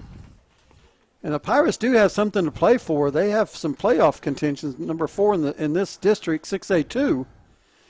And there's a tackle right there. That's a good one. And that looks like that's going to be Braven McConnell, number 12, that cuts his legs down out from under him. The ball carrier loss of 2 yards on that run. Second down and 12. And now the ball will be at the 36-yard line. Second and 12. Braven McConnell shot in there inside, found the gap, got in the backfield, and tripped the ball carrier's legs up just as he was starting to move upfield for a loss of 2 yards on the play. There's the snap. There's the look. It's a give. It's a handoff. He comes around the left side, tries to run over his left guard. Our right side of our defense steps up, makes the play, plugs the hole. And once again, number 3, Corey Childs in there, fills the hole on the gap from the linebacker spot. And that's going to be a pickup of 1 yard on that run, brings up 3rd down and 11. And the ball on the 37-yard line, 3rd down and 11. And Putnam City, once again, 3rd and long. Look for them to throw the ball. They've had pretty good success throwing the ball tonight. There's a man in motion. There's the snap. There's a look. He wants to throw. He's being chased. He's going to scramble around. He finds a man. He throws it, and it's an incomplete pass, and there's another flag. That flag is going to go against the Yellow Jackets for pass interference. So that'll be another 10-yard penalty. It'll give them a first down. They're going to call it a holding. Let's see what they call it here. Holding call against the Yellow Jackets. Yeah.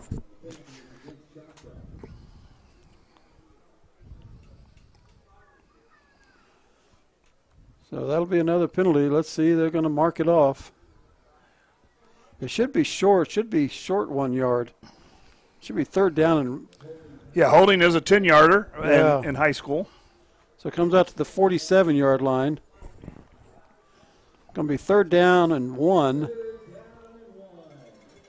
at the 47. There's the snap. There's the look. There's the give. He takes it, and he's going to get stopped. He's going to lose a yard on it, and the ball may be loose. They're throwing the sack down like it's a fumble. Let's see who got it. The ball was loose. And they're saying it's 4th down. Okay. So it's 4th down and 2. They lost 1 yard on that play. 4th down and 2 at the 46. And they're going to go for it. Once again, going on 4th down. They went on 4th down earlier through an incomplete pass. And now they've got 4th down and 2. And, of course, Putnam City might have need for tiebreaker points because they're fighting for position. There's a flag. There's a flag. That's going to be a delay, I believe. Now the coach is saying, I got timeout. Let's see. No? Let's see what happens here.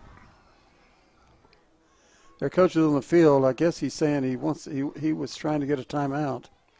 Oh, he wants the play clock reset. Pick up the flag and reset the play clock for full 25 seconds? Yep. Well, now they had the 23 they had and then not the 25. That's all right. That's okay. 4th down. The guy had to throw the flag at it said 0-0 on the play clock. Well, those things are kind of fun to throw. Oh, we jump. There's a 5-yard penalty. Another penalty for the Yellow Jackets. And that results in a first down. First down and 10, and the ball crosses midfield for the first time to the 49-yard line.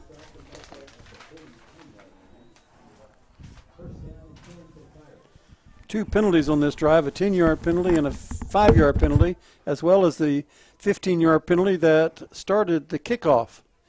So if you count the 15-yard penalty on the kickoff, that's 30 yards of penalties on this one drive for Putnam City. There's the snap, there's the look, it's a give, it's a run up the middle, and he's going to get out across the 45, right to the 45, pick up 4 yards on that run. 2nd down and 6. And the ball's going to be on the 45. 2nd down and 6. Hard to keep your momentum up whenever they keep moving the chains and keep moving the ball, and hard to keep that momentum up for the defense. But they need to tune it up a little bit, turn it up a little bit, fight a little hard right here. 2nd down and 6. There's the snap. There's the look. It's another run up the middle, and he's going to get about. Let's give him 1 yard on that. And the defense says, no, not going to do it here. 3rd down and 5. The ball's going to be about the 44-yard line. 3rd down and 5. So, 3rd and mid. Got 3rd and 5, 3rd and 4, 4.5. So they got a single back. This is probably where he throws the ball. Yep. So there's a snap. There's a look. He fakes it. He wants to throw it. We've got people on him. We're chasing him. He's going to throw it, and he throws it. Nice and catch. It's a catch by number 10. He comes back and catches it on the 29-yard line. So that's a pickup of 15 yards on that pass. 1st and 10, ball at the 29-yard line. And Putnam City's got a little life here. It's Taylor with the catch. Timeout. Choctaw. All right, we're going to stay right. Wow. We're going to stay right here and go over all of our sponsors real quick. We got EOC Tech, SWM and Sons, Tyler's Pest Solution, Vision Source Midwest City, McConnell's Record Service, Dave's Driving School, and Dr. Tracy Gasbera, DDS. And now that it's getting cold, you need to keep some of those people in mind, as those pests like to come in during the cold weather. Your cars like to break down in the cold weather. So, Right. And as Christmas gets here and some of those youngsters start having birthdays, you might want to make sure they get that driver's ed stuff from Dave's Driving School. And if they need to earn money for gasoline and stuff, they need to go to EOC Tech to learn a trade, learn how to do something. Even if they go on to college, they could at least work while they're in college by doing a trade, learning how to do something to earn a little extra money. So all those sponsors are important. So if you're out there and you live in the Choctaw area, we thank you for supporting and patronizing those sponsors of Yellow Jacket football. All right. So 1st down and 10, ball in the 29. Quarterback takes a look. He's got a man in motion. He asks for the ball. He gets the ball. He throws it. It's a jet sweep. He tries to get the corner. Oh, what a tackle. And that's going to be Fitro. Number 2 takes him down for a. Here we go. And he was trying to stretch it, turn the corner. He couldn't get around the corner, and it's going to be a loss of 1 on that play. It looked like he had room, but Fitro cut it down. 2nd down and 11. That's just the speed that we have on the outside there. It's Absolutely. You're not going to be able to outrun us. And Fitro staying at home, not backing off, staying on the line, playing his position, following his keys, and making the stop. And now we got the official that's sending somebody else off the field, one of our other players. I said that maybe he's got some blood or wrap or I don't know. That guy's sending an awful lot of our players off. Coach is saying, what's going on here? Again? Yeah, and one of our other coaches is pulling our coach back and saying, come on, coach. We're up 30-0. But still, this is something we haven't seen all year long. All of a sudden we get players. Yeah, and I'll get clarification on this. There's the snap. There's a run. No, he's going to pass. He throws it into the ground. Incomplete pass. Yeah, and it's not grounding because there was a receiver. Trying to do a slip screen, and we had it covered. That was well covered. But So- I'm kind of glad to see a little game here tonight because we can't get better if we can't play somebody that can complete some That's passes. right. 3rd down and 11. Ball in the 30.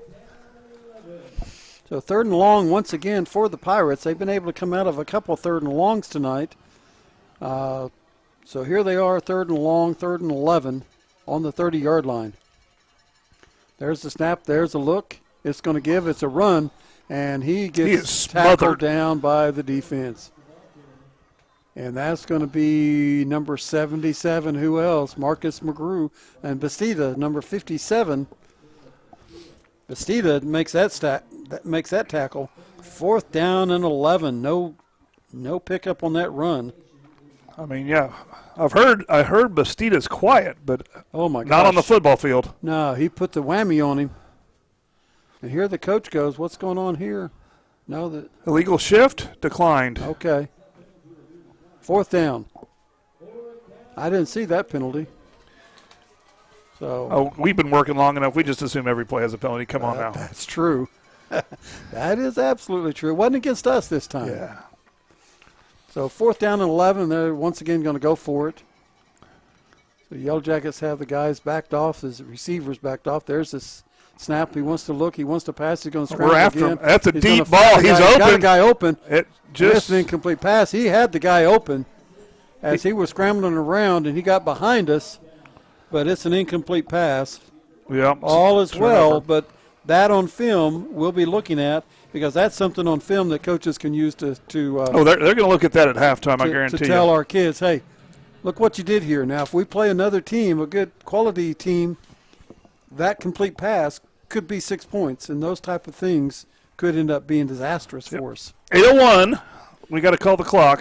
Keep forgetting. Oh, okay, so we're going to take over at 8:01 of the second quarter.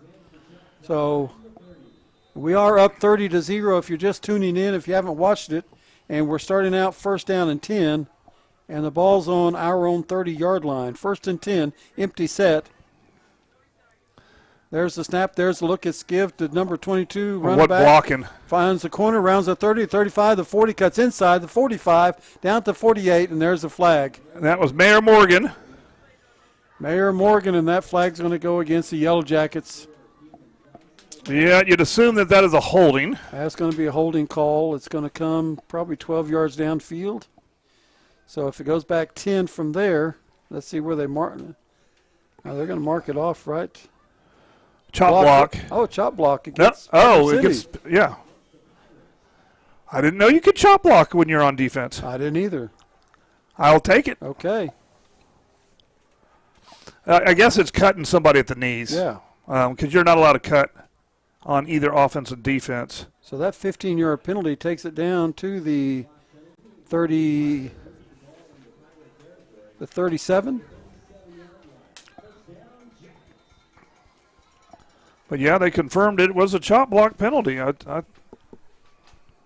thought it was. There's a direct snap. There's a keeper. He gets up the middle, picks up about 4. A lot of Jackets, a little bit pushing and shoving around the ball. So it's going to be second down and 6. And ball's at the 34-yard line. That Pirate line, I hadn't commented on it. It's very interesting where they line There's up. a snap. There's a look at direct snap to number 22. Gets up the middle. He doesn't get but 2 yards. Mayor Morgan again. So it's going to be third down and 5. 3rd and 5. It's empty. Quads left. 3rd and 5, and we got a quarterback back, and I thought he jumped. He didn't jump. He didn't cross, I guess. Okay. Because you can jump, but you just can't cross. All right, so Cash looks over. There's the snap. There's the look. He wants to throw. He's going to throw. He throws the slot man. That's Will Smith. Will Smith pulls away from a guy, pulls it, drags him down inside the 20 to the 18-yard line. First down and 10 Yellow Jackets. All right, That's just like a 14-yard pass to number 7, Will Smith. Will doesn't get very many opportunities to catch the ball, but when he does, he makes yardage, pretty good yardage. He's a big guy and with good hands. First down and 10, Yellow Jackets at the 18-yard line. Of course, it's always good to be versatile. I think right now he's committed to Tulsa, and, you want to be versatile. Absolutely. You want to be used any way you can get on the field. So there's the empty set, man in motion. There's a snap, there's a look, there's a pass. It's complete. Ooh, and it's a pitch hook to and 22, ladder. hook and ladder, 22, and he turns a corner, and he gets inside the 5-yard line to the 3. What a play. So that's going to be number 22 in the hook and ladder, gets down to the 3-yard line. Pick up a 15 yards on that run. First and goal from the 3. Of course, if you ever wonder why they're doing trick plays, there's nothing like running a trick play full speed to practice it. And there's a jet sweep inside to number 6. Touchdown, Juju Smith. Yellow Jackets, Juju Smith. And just like that, we got some points on the board. That's 3-yard run by Juju Smith, number 6. We're at 36. Comes at 5:45. So they took over at 8:01. So 2 minutes and 16 seconds to go from our own 30-yard line to score. Extra point by Jennings. And there's this snap, the hold, the kick's up. And it's good. Good. So 37-0 here in the second quarter. With 5:45 left to play in the second quarter, the Yellow Jackets are up 37-0 here on senior night, military night at Choctaw High School. So, all right. So Yellow Jackets dominating so far, and on the ground, through the air. They will see things that they can work on. They will see things that they can improve on. And it's not always a score that the coaches look at. It's how you it's how you run your plays and how you operate and keeping each play clean. So they'll have things that they can work on, even though they won't look at the score. They'll look at each individual play and how the players were in position or not in position in this first half. Well, and the coaches and the players know that the only team on the field that can beat the Jackets is the Jackets. That's absolutely right. And so it's about execution. It's about doing, not executing 75% of the time, but executing 100% of the time. And that's what it takes to be a championship team, and that's what, that's their goal.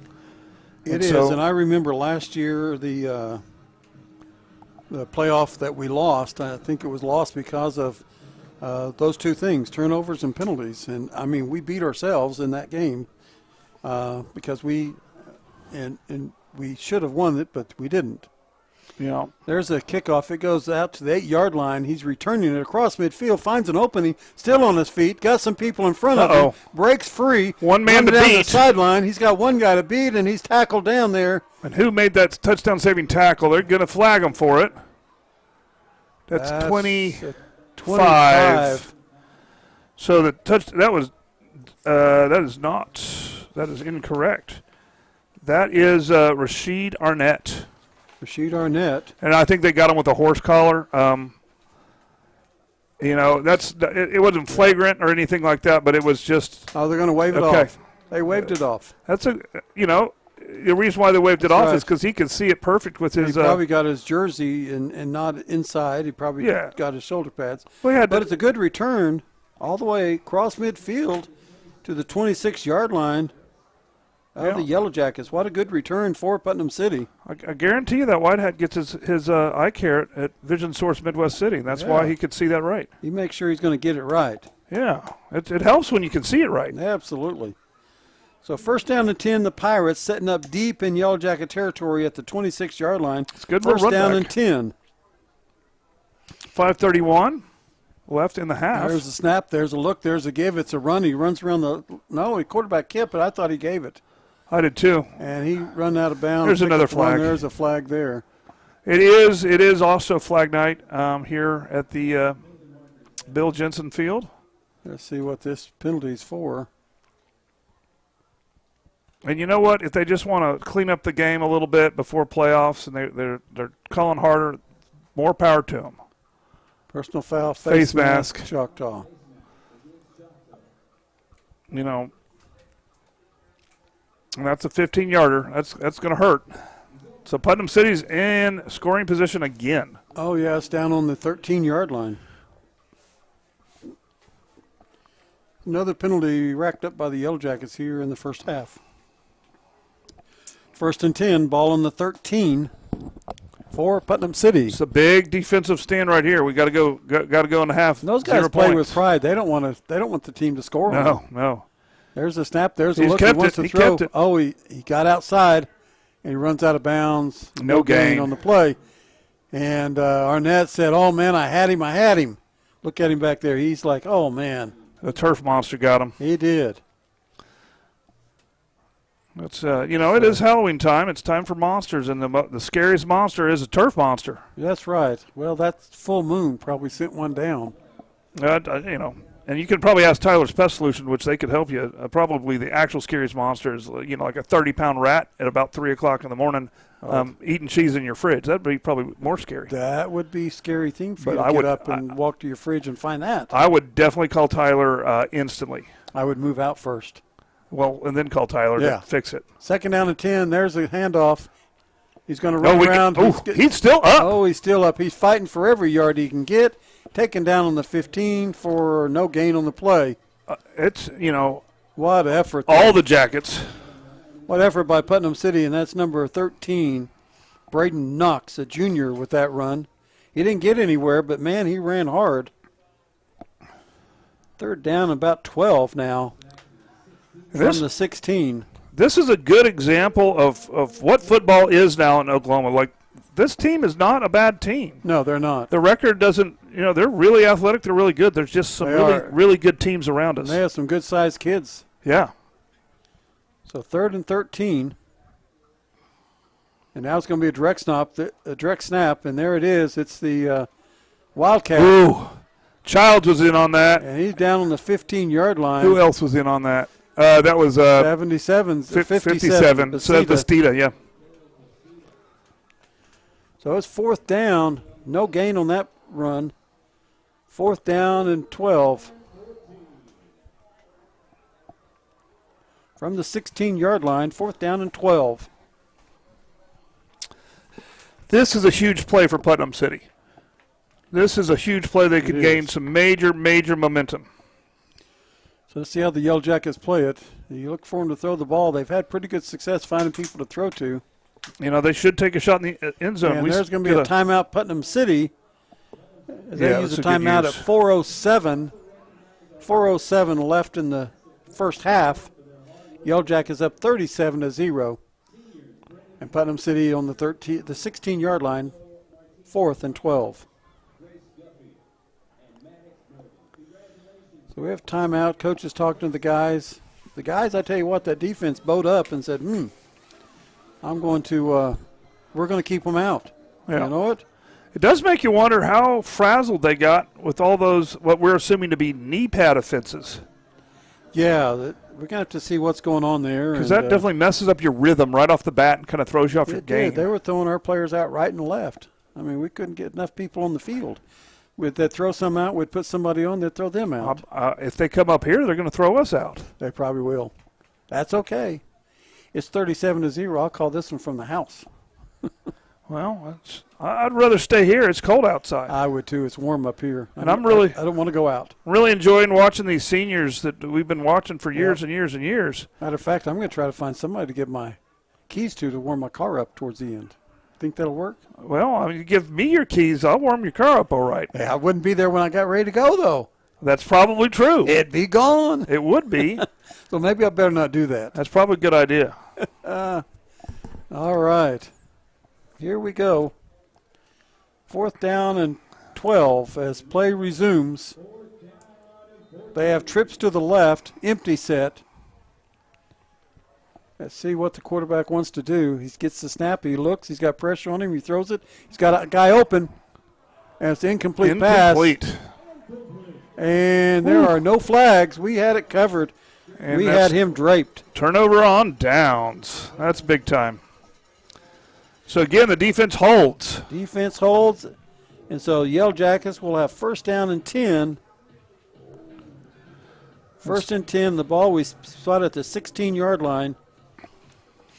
When play resumes, 4:01 left in the half. 4:01 when the Yellow Jackets take control of this snap. So the defense did a good job there. They gave up some yards.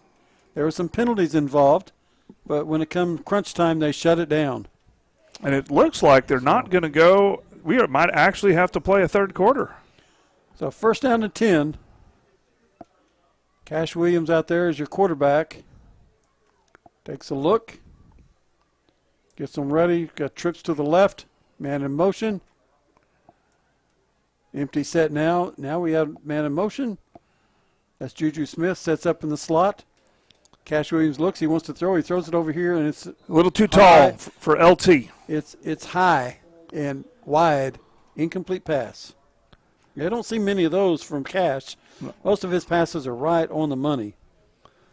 Yeah, but most important, he didn't take a sack. So no, and I think that at that play, if he'd had a 7-foot receiver, I think it still would have been too high. It was pretty tall. I think it was that high. So maybe he was throwing it away instead of getting a sack. 2nd down and 10. Cash takes a look, gets the snap. He's going to run it. Turns the corner. He's got a block, and he runs out of bounds at about the 23-yard line. It's a good little gain. So he takes it from the 16 to the 23, picks up 7 yards on that run. There wasn't anybody at home. So it's going to be 3rd down and about 3 from the 23. 3rd and 3, as he looked up, everybody was running downfield with our receivers. That left a void for Cash to be able to run and turn the corner and pick up the 1st down. So coaches get the signal in. Got a single back. 3rd down and 3. Juju Smith in motion. There's the snap. There's the look. It's a give up the middle. And he's going to get to the 25. He's going to be a yard short. Yeah, he got a little bit, though. I think that was L.T. Simmons. That's number 3, Simmons. So 4th down and 1. You know, ball on the 25. 4th and 1 with 3:33 left. We may go for this. I'd go for it. I'd make him go for it. If you don't make it, you get your defense an opportunity to bow up and play short field. Well, I think I'm going to be like, you're gonna make this. Yep. You're just going to. You're going to have to make this if you're going to win a championship. Well, maybe we're going to try to drag them off sides. It's 3:15. Yeah. And we might do a timeout to talk about There's 10 seconds left. We'll probably call timeout. We're running the clock down. 6 seconds on the play clock, and we're not going to get this off. We do have them. We have them outnumbered on the left, and that's it. Yep. And that's timeout. Choctaw. All right. Comes at 3:02 of the left in the first half. 3:02 left in the first half. Let's run a quick commercial, and we'll be right back. Hello, my name is Dr. Tracy Gaspera. Do you snore? Do you sleep with somebody that snores? Do you have a CPAP machine but cannot tolerate it? You may be doing more than just snoring. You may be depriving your body of oxygen while you sleep. You may be suffering from a medical condition known as obstructive sleep apnea, or OSA. OSA is where there's an obstruction in the airway causing an impairment in the way you breathe while you're sleeping. Give us a call to find out more about sleep testing and treatment options such as oral appliance therapy. All right, we're back. We're back, and it's 3:02 left in the first half. Yellow Jackets have 4th down and 1, and they showed they were going to go for it, but they may have just been trying to drag Putnam City off sides. We'll see when they come out if they're going to punt the ball, being up 37-0 on their own 25-yard line, or if they're going to actually go for it. Looks like they have their offense in there. Looks like they're going for it. Well, I'm trying to ignore the scoreboard because 37-0 doesn't sound very close. No. This has been a game that they're playing against us. We're having to play against them. This is good for us. Yep. 4th down and 1. Cash in the shotgun. Empty set. Quads to the left. Man in motion. There's the snap, there's the look, there's the quick pitch. He's going to try to get to the outside. He's hemmed into the inside. He's tackled, and he's going to be tackled for a loss. That was good coverage. And that's going to be a turnover on downs. And they didn't see what happened that way down deep. No. So Putnam City will take over on downs. The ball will be spotted on the 23-yard line. So here's what that was. That was a halfback pass, I think, and it was well covered. I think that's what that was. So 1st down and 10, Putnam City at the Yellow Jacket 23. But again, we're going to try a bunch of things this game because this is a good team to get better against. So 2:55 left in the half. And I'm asking my defense, I want to keep that goose egg. Keep that goose egg. Make them earn it. So... And we're all up in the box. 1st and 10. There's the snap. There's the look. He wants to throw. He's going to throw it. He throws it deep. He's got a guy open. And it's incomplete. And once again, he had a guy behind us. He was open, and it was a good pass. It was a good thrown ball. And that's in that blind corner that we always have problems with. We have new problems this year because there's been a remodel. But we will try to 2nd come and up 10 with a solution at the 23. sometime. 2nd and 10 at the 23-yard line. So you didn't really miss anything other than the ball falling to the ground. 2nd and 10, 2:49 left. There's the snap. There's the look. It's a give. It's a run. He cuts it up the middle. He finds an opening, runs it to the outside. He gets all the way down to the 14-yard line. Pickup of 9. Should be 3rd and 1, right? 3rd and 1. 2:31 left. And you imagine they're just going to do a dive, a zone. Look at that big old boy in the back. They're just going to go Absolutely. right up the middle. So they're looking. They try to get us to jump. We didn't jump. Yeah, their ball carrier is a big old boy, number 13. That's basically a pistol. There's set a snap. with There's a end. look. There's a give. He runs it up the middle. He keeps his leg going. He's inside the 10. He's going to be down at about the 8-yard line. First down and goal from the 8 to pick up a 6 yards on that run. If I'm the Pirates, I'm going to say, hey, stop this and just keep doing that. Yeah. See if we can adjust to it. Their ball carrier, number 13, Braden Knox, 6'3", 230-pound running back. That's a big There's dude. the ball to him again. He gets to the outside. He finds an opening. He's tackled, and there's flags. Tackled at the 1, but there are flags. There's another flag. Another flag. And we're getting We're getting our kids away. Yeah, we can't afford this. Nope, we don't need to do this. So we'll see them explain. Let's find that white hat and get the camera on the white hat. The coaches need to get out there and get him. There's another flag. He's gone. Is that Will Smith? Yep. I don't know how he's getting a penalty when he's on. When He needed we're to on him. walk off the field. Yeah, he did. He tried to But he's going break to through be. and get back over there. He's going to be ejected. Yep. And they got a kid down in the end zone. I think that's their ball carrier. It is their ball carrier. Let's not take a picture of him. Let's get the cameras off the guy in the end zone. So let's see what's happening and what they call out here. I'm guessing it's targeting. That or a face mask or their guy got up and run away, so that's good. He got up and run off the field. Because I think he slid and then got hit. Maybe he did. I couldn't tell from up here, but you guys may have a better shot on the screens there. But I'm sure the coaches are out here. There's three infractions. There's the initial infraction. There's a secondary infraction and a tertiary infraction. And yep. So let's see what all's called here. So yeah, find that white hat, guys, and zoom in on him. The white hat referee, and I don't see him right now. He's over there. He's over there. To the left, guys. So there you go. Zoom in on that guy.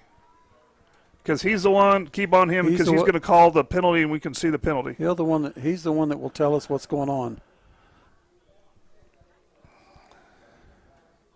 So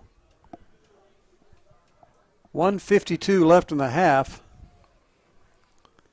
So here he comes. Here's the calls. He's going to do three things. So here, what's the first one? First one is targeting.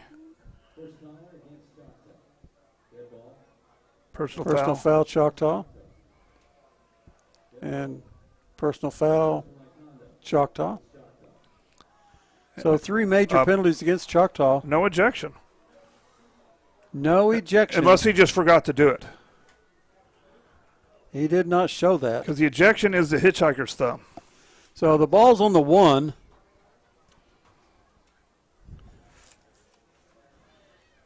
It was first and goal from the 8, so they got 7 yards on the run. And that might be a horse collar that they saw. But yeah, horse collar. It looked weird. So you got 3 15-yard penalties inside the 1. So that would be from the 1 to the half and the half to the quarter. And then the quarter to the 8th. So it should be first and goal from the 1/8 of a yard out. If you go half, half, half. Yeah. From 1 yard to a half a yard to a 4th yard to an 1/8 of a yard. And the officials are getting the kids together right now, and that's good. The officials taking charge and saying, hey, guys, you're here to play football. Let's play football. Yeah. Stop all this nonsense. Stop the talking back and forth and just play football.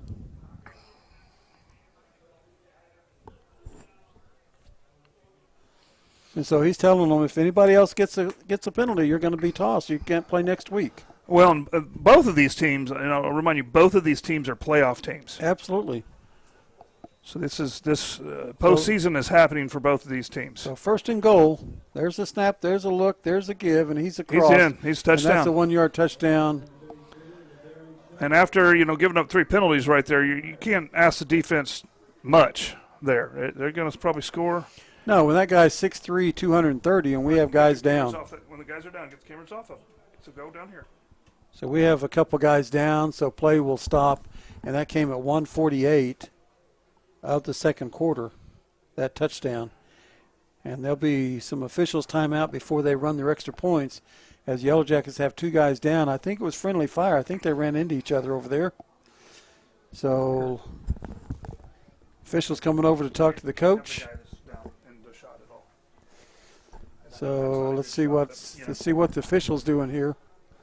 He's coming all the way over here to the sideline. He's looking up here to the booth. Oh, he's going over there to talk to number 7. Yeah. So that was strange. Well, I think he wanted to ask 7 a question. Yeah.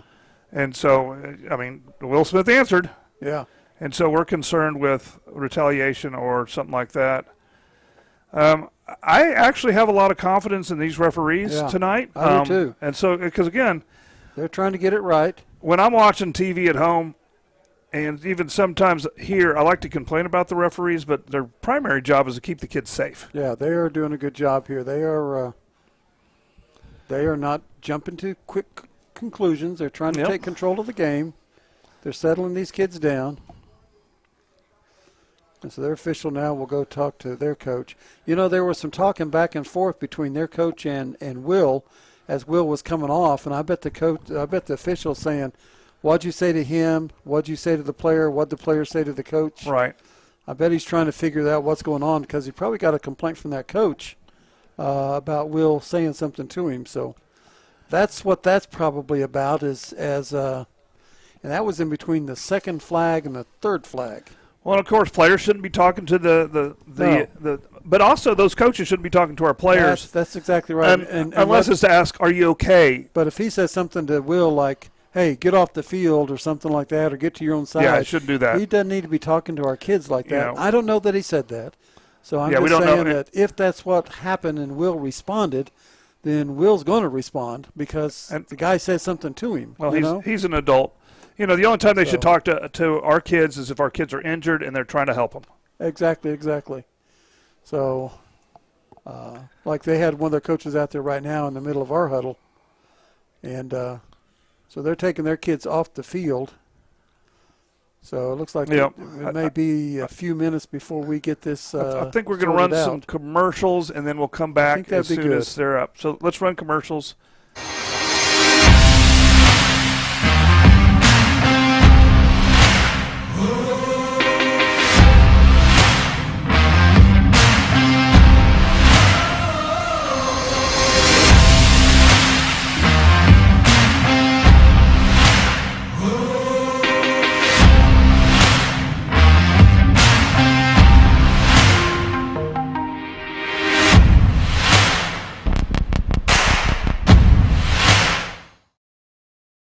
Hi, I'm David Gleason, owner of Dave's Driving School. Hope you're enjoying the game or the match, whichever it might be, and we hope you keep us in mind for all your driver's education needs.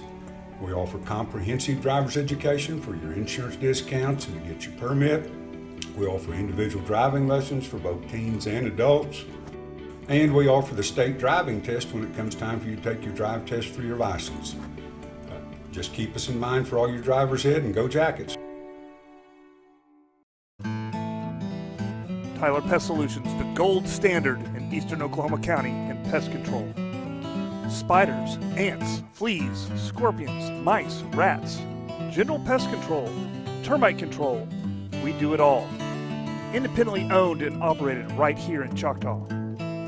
As a leader of the eastern Oklahoma County pest control, you can count on Tyler Pest Solutions to use the safest, eco, and pet-friendly products available. The only bug you can't beat is a Choctaw Yellow Jacket.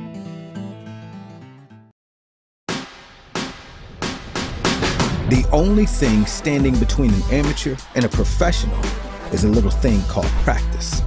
To turn a passion into a career, you got to get hands-on, put in the hours, hone your skill, and train like tomorrow depends on it. Across the state, we're powering Oklahoma's future. Here, passion goes pro. EOC Tech Center, powered by Career Tech. Hi, I'm Stan with SWM & Sons. We've been building in the eastern Oklahoma County area since 1982.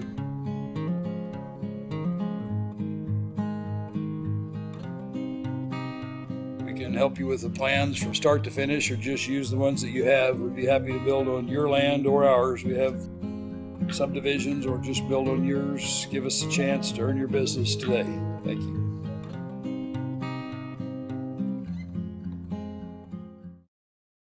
Are you having trouble seeing clearly? Then you need Vision Source Midwest City. We have been a leading eye care provider in the area for more than 50 years, and our doctors have the experience to diagnose and treat a variety of eye diseases and problems. We provide a high level of personalized care and state-of-the-art diagnostic technology to help you reach your vision goals. Vision Source Midwest City offers experts to help find the right contacts, lenses, and frames for your needs. At Vision Source Midwest City, we want you not just seeing well, but looking good. Hello, my name is Dr. Tracy Gaspera. Do you snore? Do you sleep with somebody that snores? Do you have a CPAP machine but cannot tolerate it? You may be doing more than just snoring. You may be depriving your body of oxygen while you sleep. You may be suffering from a medical condition known as obstructive sleep apnea, or OSA. OSA is where there's an obstruction in the airway causing an impairment in the way you breathe while you're sleeping. Give us a call to find out more about sleep testing and treatment options such as oral appliance therapy. Are you having trouble seeing clearly? Then you need Vision Source Midwest City. We have Hello, my name is Dr. Tracy Gaspera. Do you snore? Do you sleep with... Okay. All right, welcome back. We have one of the players that was on the field. We had two players down on that play. One of them walked off. He's over here on the side. He's getting looked at by the training staff. The other one is still down, and it looked like they are signaling and waiting on an ambulance to come. We don't know what the injury is or what it might be for, but it looks like everything's being held up, and they're waiting for the medical staff to get here. We have Of course, the additional medical staff. We have training staff at the EMTs. We have the training staff. We have our trainer. We have our physical therapist guy that was here, our athletic trainer. We have people here, but we are waiting for transport, it looks like. So, the better safe than sorry kind of scenario is what we're looking at. So absolutely. And so we're in a delay, and we're not sure how long this delay will be. But all the players are gathered on their sides, and the coaches, athletic trainer, athletic director, our superintendent, our assistant superintendent, David Reed's out there, Michael James is out there, Kiefer's out there. So we have our district administrations out there. They come to all the games, support all the teams, and a lot of the athletic events. And we greatly appreciate all of their support. But they're all here in support. The police are down there, and they're making sure that they get what care they need. So we're going to be a few more minutes here as we wait. And this all comes with 1:48 left before halftime. And I'm surprised they don't send the teams on in for halftime, because oftentimes when something like this happens near the end of the half, they'll send them in, then they'll come out, they'll finish the half, then immediately start the next half. But and they, if they have to do a transportation, like we are kind of assuming at this point, but I think we're correct because we've seen the vehicle. Sometimes they clear it for that transportation. Yeah. I saw them move the band out of the way on the far end, and that's the gate where the vehicle would come out onto the field as it arrives. And so with all the things going on down there, it appears that they're waiting for a medical staff to get here to transport. So yeah, and they may not transport. They may get here and check everything out. You don't ever know. You don't want to move a player or risk an injury. I mean, you're not the medical staff, and you don't know what it is, so you get the people here that know, and they can do some assessments. Yeah, and it's not the old days where it's the modern days where we have you make sure, you just make sure. Yeah, Better the old safe days, than sorry. it'd be like soccer. You just take the gurney out there, load them up, bring them to the sidelines, and say, play on. Yeah, rub some mud on it, right? But I see so many soccer games, and I'm appalled, but I laugh when a guy goes down and two guys run out there with the gurney, load him up, and haul him off. well, of course, play goes on. With that mentality, a lot of times they injure the person worse. Yeah. I like stop play. Yeah. Let's focus on what's important, and then we can do football when everybody's secure and assessed. Absolutely.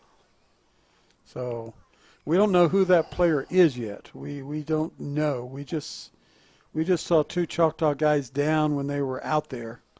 So we really don't know who it is. So if you're listening in and you've got a player on defense that may have been out there, we're not sure who it might be. Right, and we honestly we'd rather the coaches contact you if it's your player, or your family contacting you if it's your family member, because they might know information and not speculation. And nothing's worse than speculative reporting where it could or could not be true. So, but yeah, we haven't had one of these in this year, and we would prefer not having one of these ever. that's absolutely right. But I'm glad if we're going to have one that we are here, and there's people that care about these kids and are willing to go ahead and make sure that they get. One of our players that came off is his family's with him. They are his pads are off, and he's walking. Looks like he may be walking with his family. Here, let's go ahead and go back to. I don't want scary images. Let's go back to commercial real quick. Somebody that snores. Do you have a CPAP machine but cannot tolerate it? You may be doing more than just snoring. You may be depriving your body of oxygen while you sleep. You may be suffering from a medical condition known as obstructive sleep apnea, or OSA. OSA is where there's an obstruction in the airway causing an impairment in the way you breathe while you're sleeping. Give us a call to find out more about sleep testing and treatment options such as oral appliance therapy.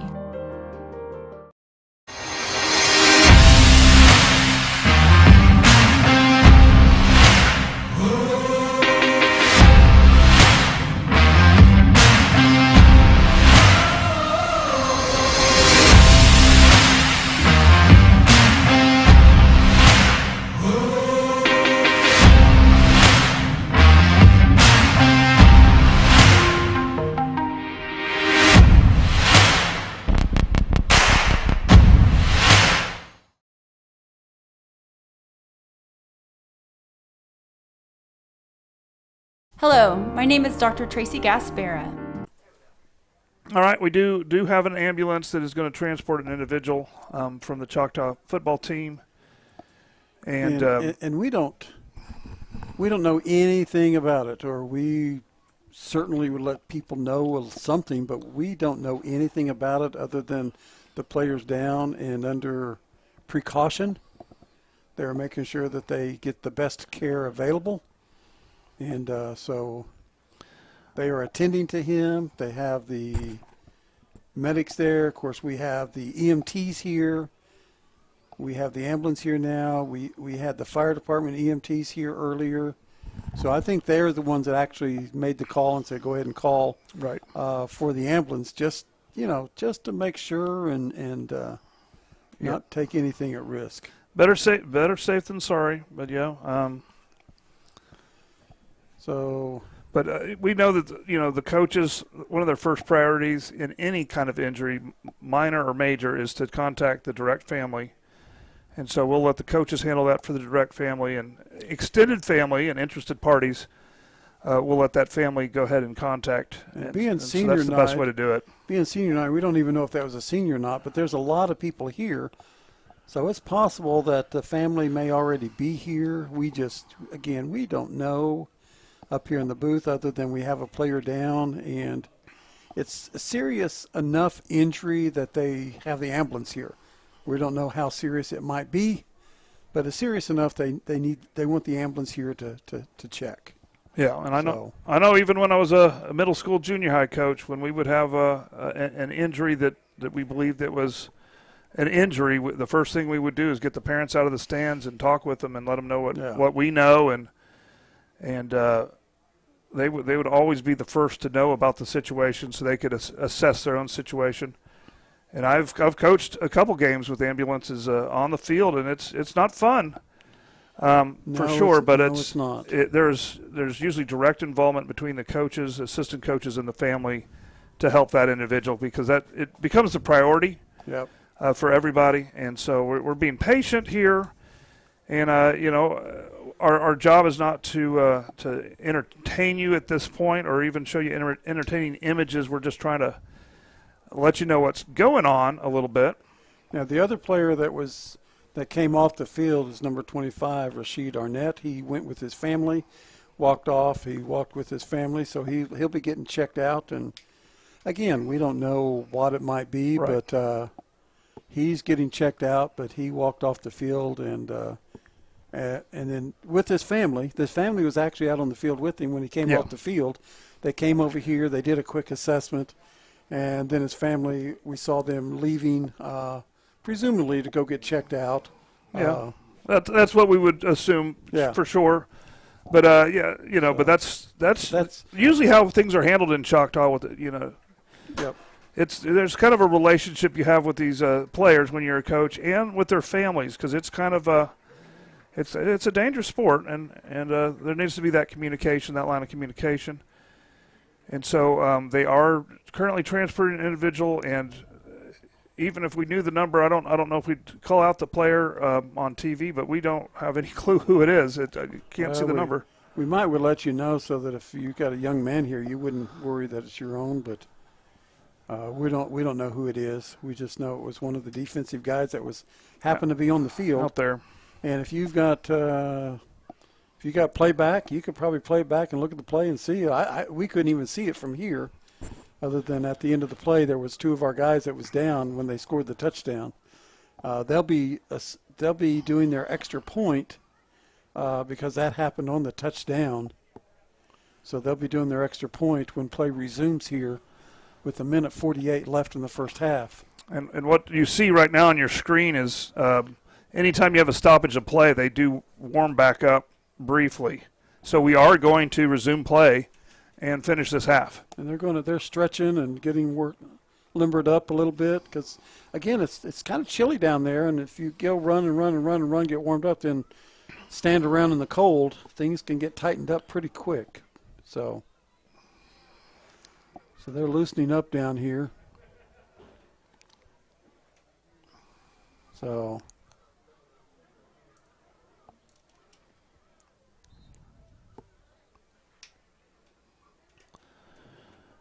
see what's going on here. It's always a scary thing, but we got to trust that the medical professionals are going to do their job. And okay, got a report from Sean.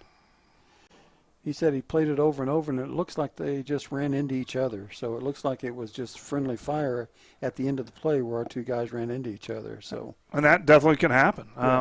Yeah.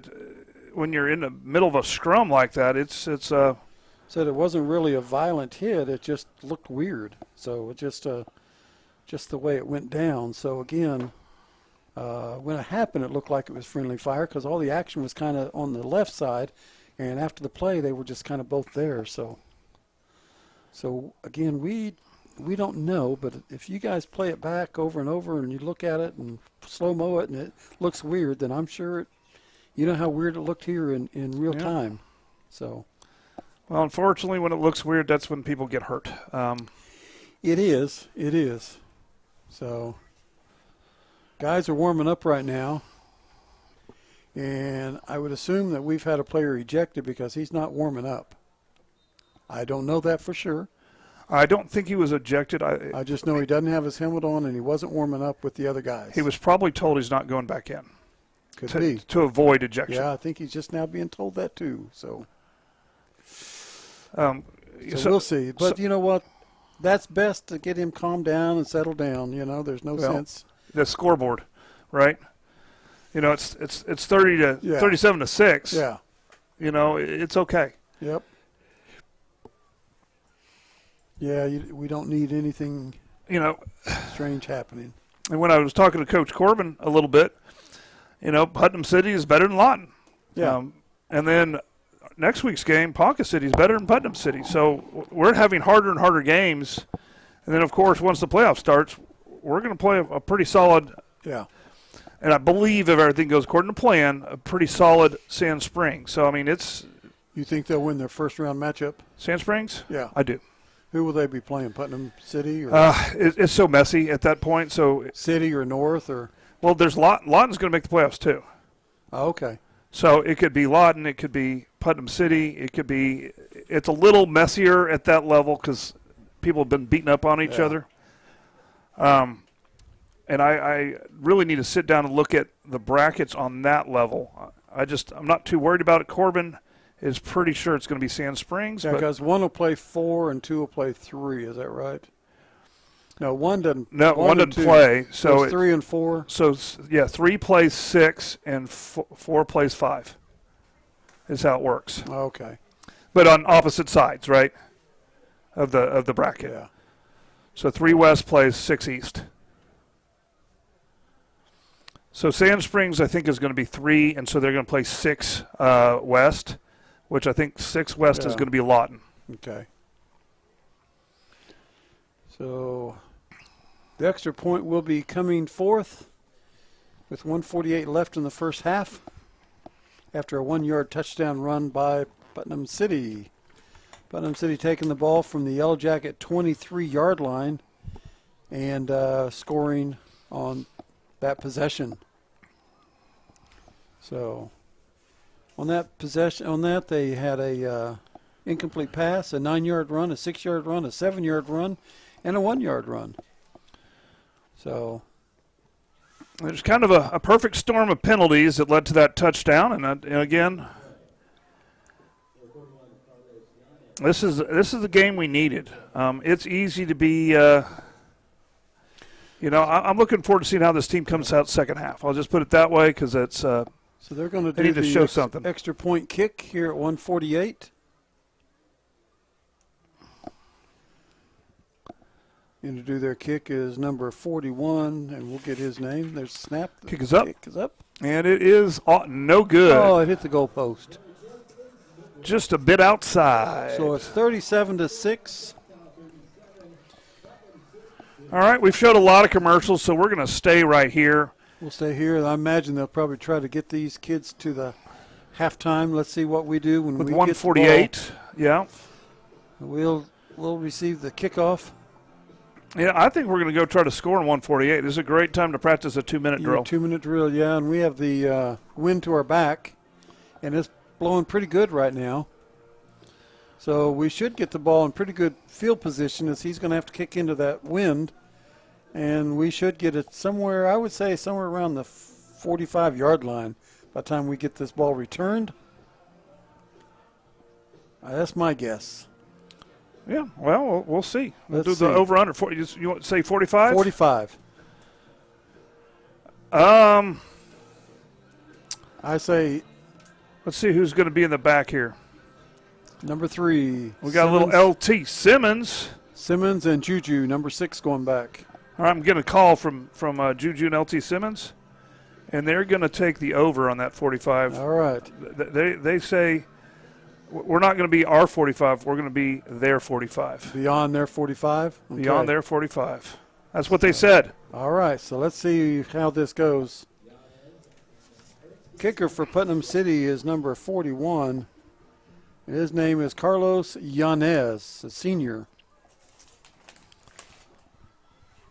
And there's the kick. That's a pretty good kick. That's a pretty good kick. We're going to get it on the 13-yard line. Juju Smith. Across the 30 to the 35, out to the 40, breaks it open, and he may go all the way, and he's got an opening, and he returns it. And Touchdown, Yellow Jackets! I think I was wrong. Well, I told you. They called me and said they're going to get beyond their 45. It's an 87-yard kickoff return by number 6. Well, that's one way to answer a touchdown. It's going to put the defense back on the field and let them see if they can prevent Putnam City from scoring. And that comes the at next 1:34. And that's a quick response. That's about as quick a response as you can get. We have the officials talking to each other. You can't throw a flag after the play. Well, you can. I guess you could. I mean, if you've ever thrown one of those flags, they're pretty fun. Let's see what happens. See, he's going to go talk to their guy. It's kind of like playing cornhole.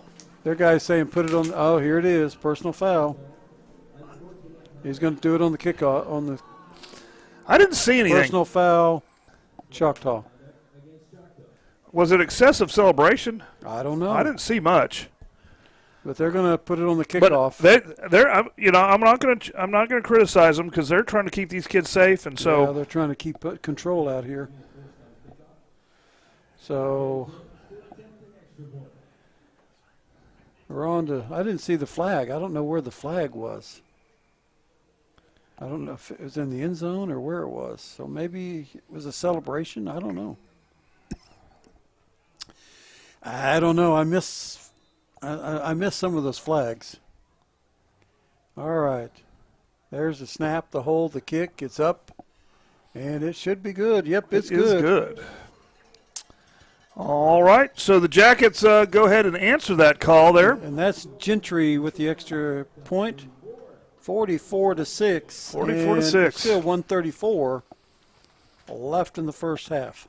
All right, we're going to stay here and tell you what's going to come up in this first half. We're going to try to bring you. I lost that over and under, didn't I? You did. I'm never going to bet against the Jackets. That's the key. Never bet against the Jackets. I've been better off saying I bet he runs it all the way back. You would have been, and I would have agreed with you. So it would have been no bet. So you had to do what you had to do. I think I was thinking running it all the way back. Yeah, you probably were. A little late now, though, isn't it? Unsportsmanlike Choctaw, so it'll go from the 40 back to the 25. He is kicking with the wind, so I don't know. We'll see. Last time they returned it all the way to the 25, so we'll see if they pooch kick it or if they try to kick it deep. Yeah. We'll see. Oh, it's another penalty. 2 penalties? They stack them? They do stack them, yeah. Because he put it at the 25, and now he's marked it off again. So there was 2 personal fouls. Wow. We're going to kick off from the 12-yard line, folks. Yeah. 12 and a half. I don't think I saw this, so. Well, 40-yard line, 15 yards to the 25. Then half of the 25 would be 12 and a half, wouldn't it? So we're kicking off from the 12 and a half yard line. Wow. Wow is right. This is going to be a tough touchback. I don't doubt they're going to go for that. We're waiting to. There we go. We're going to approach the ball. And we're going to kick it. And he's going to get it at the 33-yard line. He comes up the middle. He finds an opening. He's tackled there. A good tackle by number 13. But it's inside our 45. Yep. For the Yellow Jackets on that big tackle, number 13. Terry Simmons and Childs. So it's first down and 10. Ball at the Yellow Jacket 42. And there's 1:26 left on the clock. So look for them to throw it in the air if they're going to try to score again this half, although they are throwing it into the wind. And it's a pretty good wind out there, so let's see what happens here. First down and 10 from the 42. There's a snap. There's a look. No, they're going to run it. He breaks. He gets out. He gets out to the open. He's loose. And he's loose, and he's going to go, and he gets tackled out there by 4, Hubert.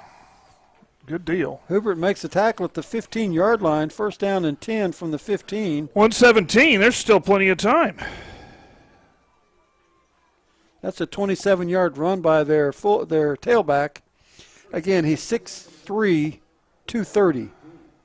Big old boy. Got to get him low, got to get his feet off the ground. There's the snap, there's the look, there's the give. Let's give to him again. Ball on the ground. He fumbles, he snaps it, he recovers it. Does recover it. Back to the 22-yard line. Losses 7 yards on that run. Second down and 17. Ball at the 22.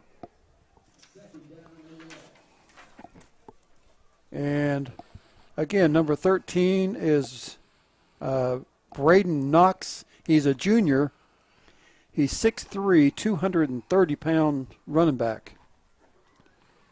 There's the snap. There's the look. It's a fake. He wants to throw. He throws it deep. He's got Good a guy, coverage. and it's good coverage. Nice And there's deflection. And there's a flag.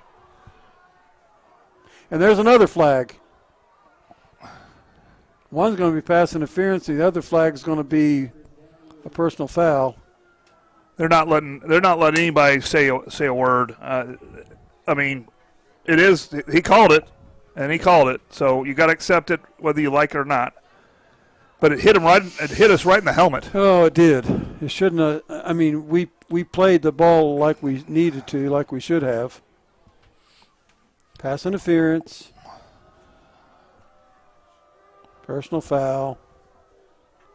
And they'll stack those. But, yeah, they're not going to let us do anything. So we just need to be aware of that. And now the ball's going to be down at the 6-yard line. First and goal. Ball at the 6. So, yeah. 28 seconds left. Coaches are definitely going to need to go into halftime and calm us down. Yeah. Because they're not going to let – after the incident earlier, No. they're going to call everything taunting. Yep. 28 seconds left. First and goal from the 6.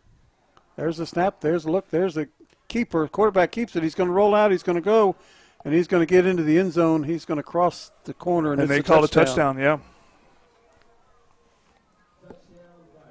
Well, that's a lot of scoring and not a lot of time. And that comes at 13 seconds out of the first half. And they'll go for their extra point, on to the extra point, number 41. Hit the crossbar last time. Let's see what happens this time around. Yeah. It was just a bit outside. So. Yeah, and it's into the wind, and the wind's kind of blowing it crosswise a little bit, crossways. If it's me, I'm hooking this one because Me too. I shanked the last one. I hit the right goalpost. I'm going to make sure I hit the left goalpost. That's right. And it's going to go through. There's the snap. Kick. It's up. And it's good. And it's good. All right. Again, we watched a lot of commercials, so we're going to stay right here, and I'm going to tell you what's going on in halftime, or at least try again. 44-13. We got military night coming up, and I think we're going to have some kind of drill that we're going to have, and we're going to bring that to you. And then we got the final home band performance. They go to state competition tomorrow, so we're going to bring you that. And I'm going to leave it in just the wide because I haven't done just a wide on the broadcast yet this year. Yep. And they leave at 6 o'clock in the morning, so I yes, think they after do. they perform at halftime, I think the band is leaving, so they may not be here for the second half, but it's because they got to be on the buses loaded and going at 6 in the morning. Yeah, they are leaving. We're doing the flashing lights after the other team scores. Well, it's because they're playing pump-up music. Oh, okay. Yeah, well, you ask. I'm like, okay.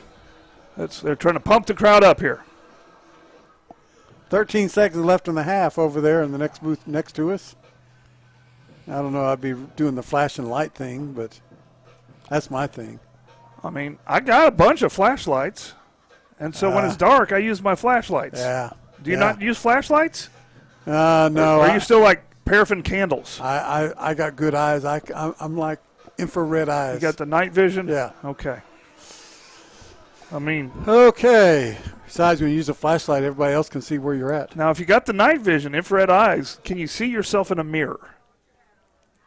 I don't look in the mirror, so I don't know. Okay, so I'm getting concerned. I'm gonna. There's a pooch kick. We might pick it up. Yeah, we get gonna on fall it. Good on job. And so the Jackets will have 10 seconds to work with, and I would imagine that we want to go. We want to talk. We need a lot of talking to do. Yeah. We got a ball game. We got a ball game, and And we still have a whole half to play here. we can't get loose. We got to stay tight. Yep. We got a ball game. We've seen a lot of good things tonight, but we're going to have to play a full game. Yep.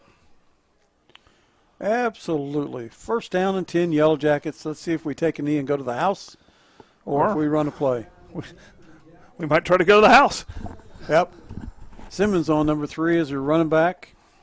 Cash Williams, they're not in the they're not in the formation of the Nope. they got a man. They're in motion. empty. He's set. The snap, the look, the pass. LT. I just a little. And I think they were not on the same page. He just out threw him a little bit.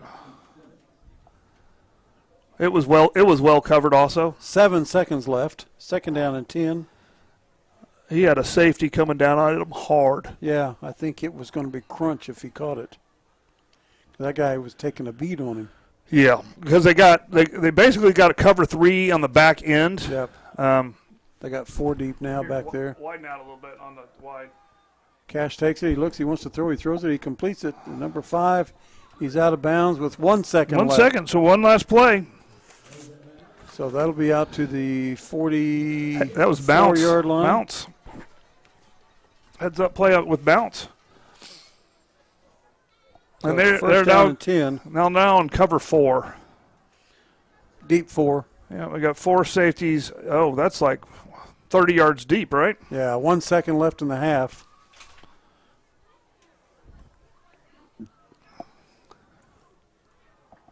And they're putting in a Quads to the right. And so this is kind of your Hail Mary There's or a your snap. quarterback There's a draw. look. It's LT Simmons Simmons gets it, goes down the sideline. out of bounds, and that is half. All right, we're going to run some commercials here, and then we'll be back with the military night. Hi, I'm David Gleason, owner of Dave's Driving School. Hope you're enjoying the game or the match, whichever it might be, and we hope you keep us in mind for all your driver's education needs. We offer comprehensive driver's education for your insurance discounts and to get your permit. We offer individual driving lessons for both teens and adults. And we offer the state driving test when it comes time for you to take your drive test for your license. Just keep us in mind for all your drivers ahead, and go Jackets. Tyler Pest Solutions, the gold standard in eastern Oklahoma County in pest control. Spiders, ants, fleas, scorpions, mice, rats, general pest control, termite control. We do it all. Independently owned and operated right here in Choctaw. As a leader of eastern Oklahoma County pest control, you can count on Tyler Pest Solutions to use the safest, eco, and pet-friendly products available. The only bug you can't beat is a Choctaw Yellow Jacket.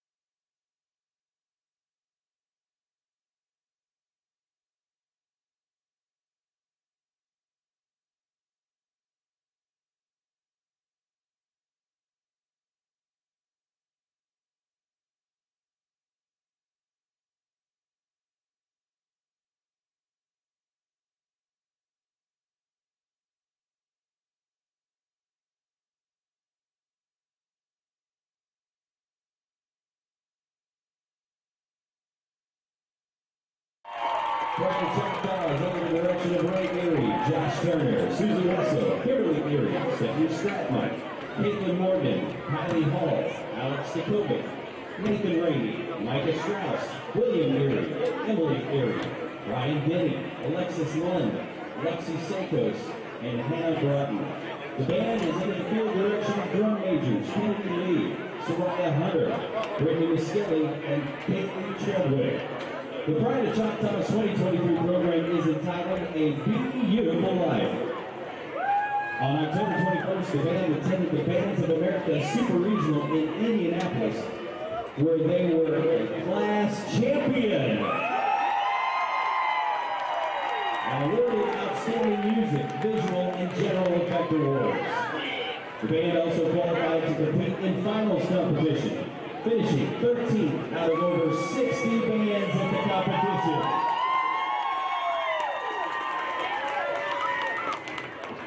Fans, sit back and enjoy the 2023 Pride of Choctaw, A Beautiful Life Championship performance.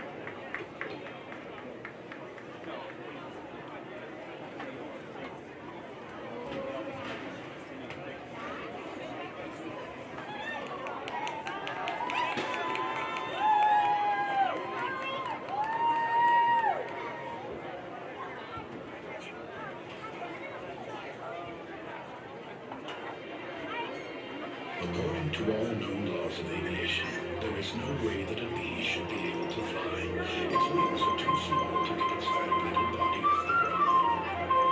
The bee, of course, flies anyway, because bees don't care what humans think is impossible.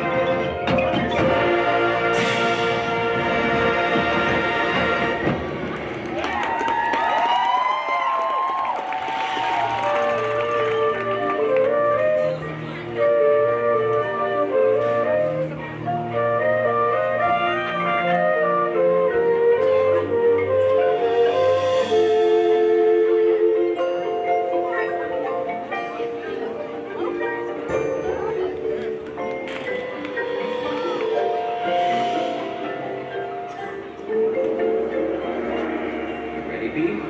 Let's go get 'em.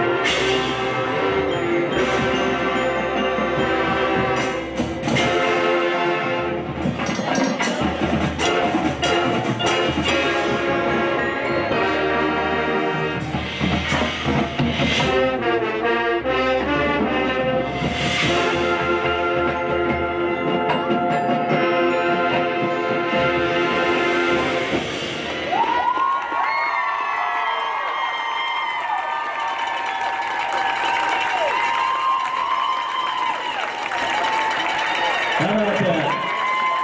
The 2023 Pride of Choctaw. Pride would like to thank you their generous gold sponsors this year. Contact Security, Mid-America Rigging, F&B Community Bank, Advent Plumbing, Dr. Melanie Emerson, BDS, and Bobby Lewis, State Farm Agent. Thank you for your support of the Pride of Choctaw.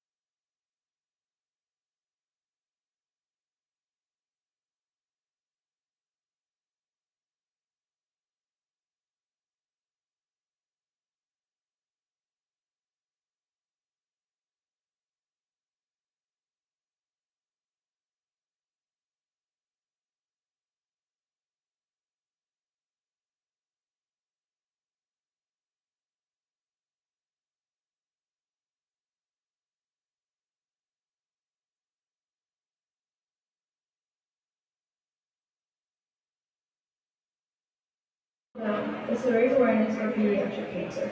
Statistically, 1 in every 285 children will be diagnosed with a form of cancer before their 20th birthday.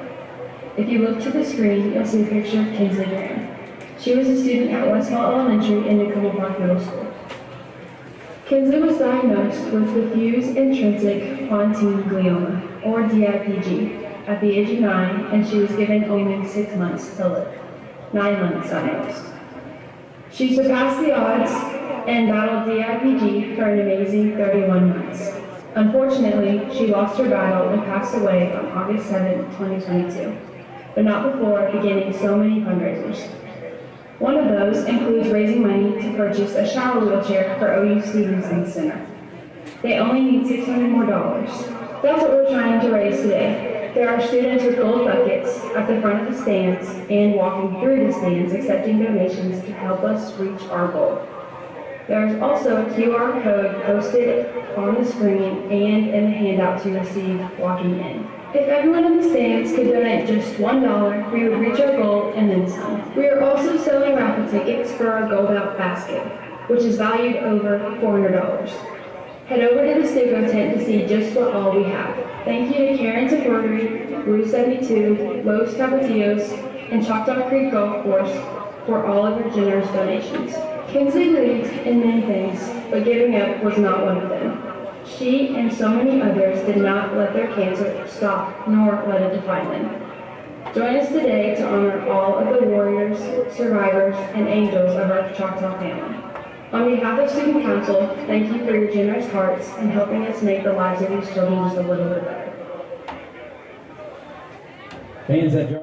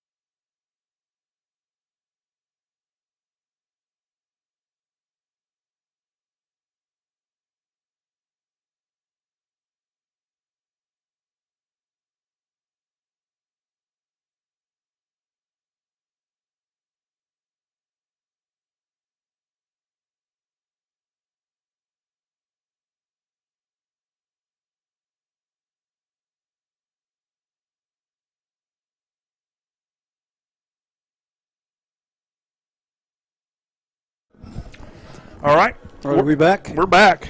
All right, we're back. Let me give you some halftime stats. 9:30 at night. We hope you're still with us. We're still here. All right. In that first half, the Yellow Jackets run the ball 16 times for 219 yards. That's an average of about 17 yards a carry. The big one's coming on a 63-yard touchdown run by number 15, your quarterback, Cash Williams, a touchdown run. Also had touchdown runs by Juju Smith and number 3, L.T. Simmons. Through the air, they were 8 of 10 for 130 yards, 2 touchdown passes through the air. And so the Yellow Jackets with 349 yards of offense in the first half. Also, total yards first half, 87-yard kickoff return by number 6, Juju Smith. And so the Yellow Jackets really put up a lot of big numbers in the first half. For Putnam City in the first half, they ran the ball 24 times for 61 yards. That's 2.5 yards a carry. Yellow Jackets really did shut down the run game. They had one big run for 29 yards. Other than that, their running game was stymied by the Yellow Jackets. Through the air, they were only 4 of 12 with an interception, 1 turnover, and that was for 52 yards. So they have 113 yards of offense in the first half compared to the 349 of Choctaw. Thus, reflective in the score, 44-13. Putnam City scores coming on short fields and penalty aided. And so the Yellow Jackets, 16 penalties in the first half for 180 yards, and Putnam City 2 penalties for 20 yards. So Choctaw really they have all the guns they need to go out there and win this game.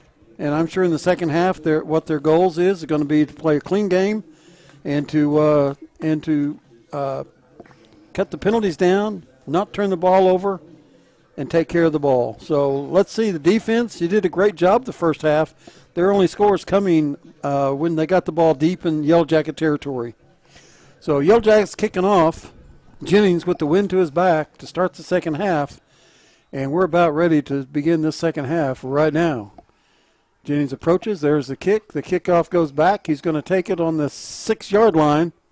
Comes out to the outside. Good speed. Yellow Jackets are coming in. He breaks loose. He gets loose. He dodges another guy. Cuts inside. Still free. And there's taken down for the Yellow Jackets by number 47. And he comes from behind, and they run the ball all the way across midfield into Yellow Jacket territory before finally being taken down. 47 being Lane Boren. Yep. So Lane Boren making that tackle at the 49-yard line where the Pirates will have first down and 10 starting at the 49. They got a lot of size and speed, and we knew that going into it. But they're hanging in there, and they've been scoring with us the last couple possessions. They've scored the last 2 possessions, so they think they can score every time now, and maybe they can. We'll have to see what happens here.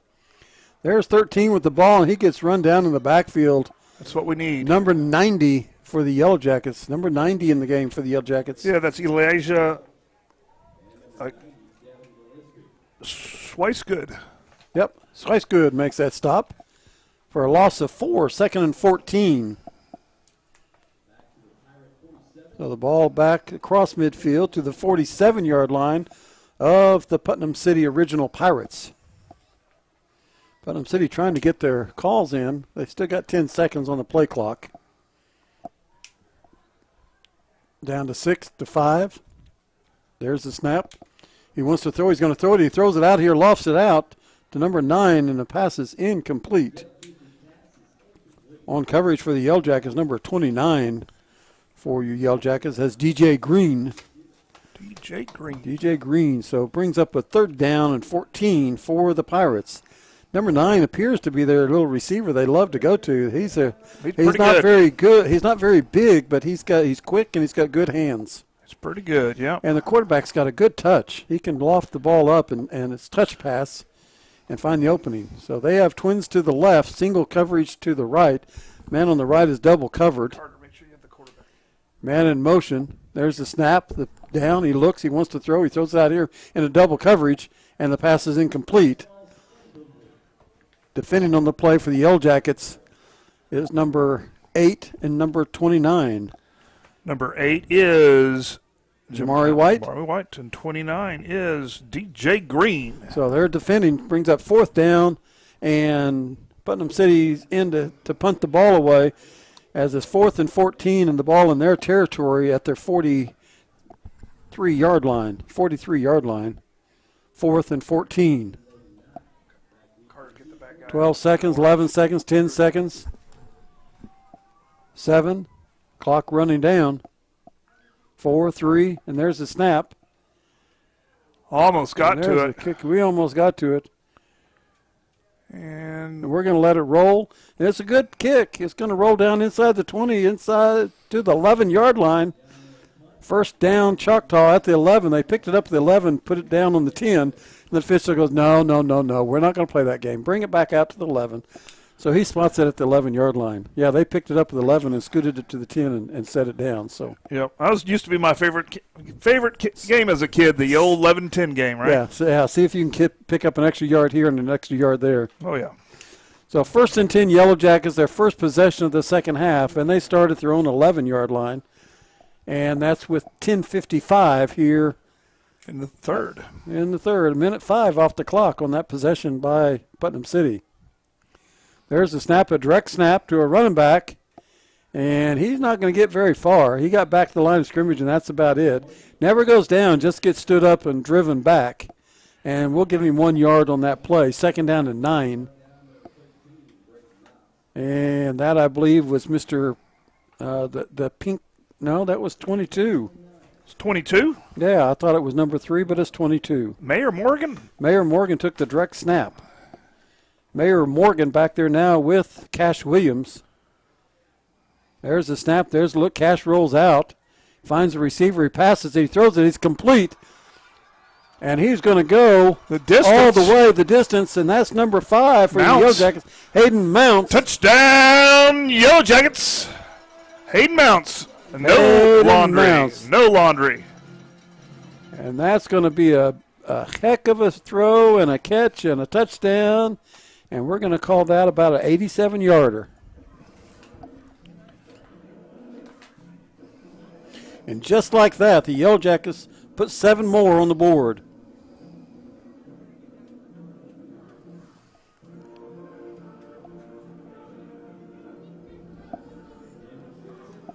Choctaw in to do the extra point.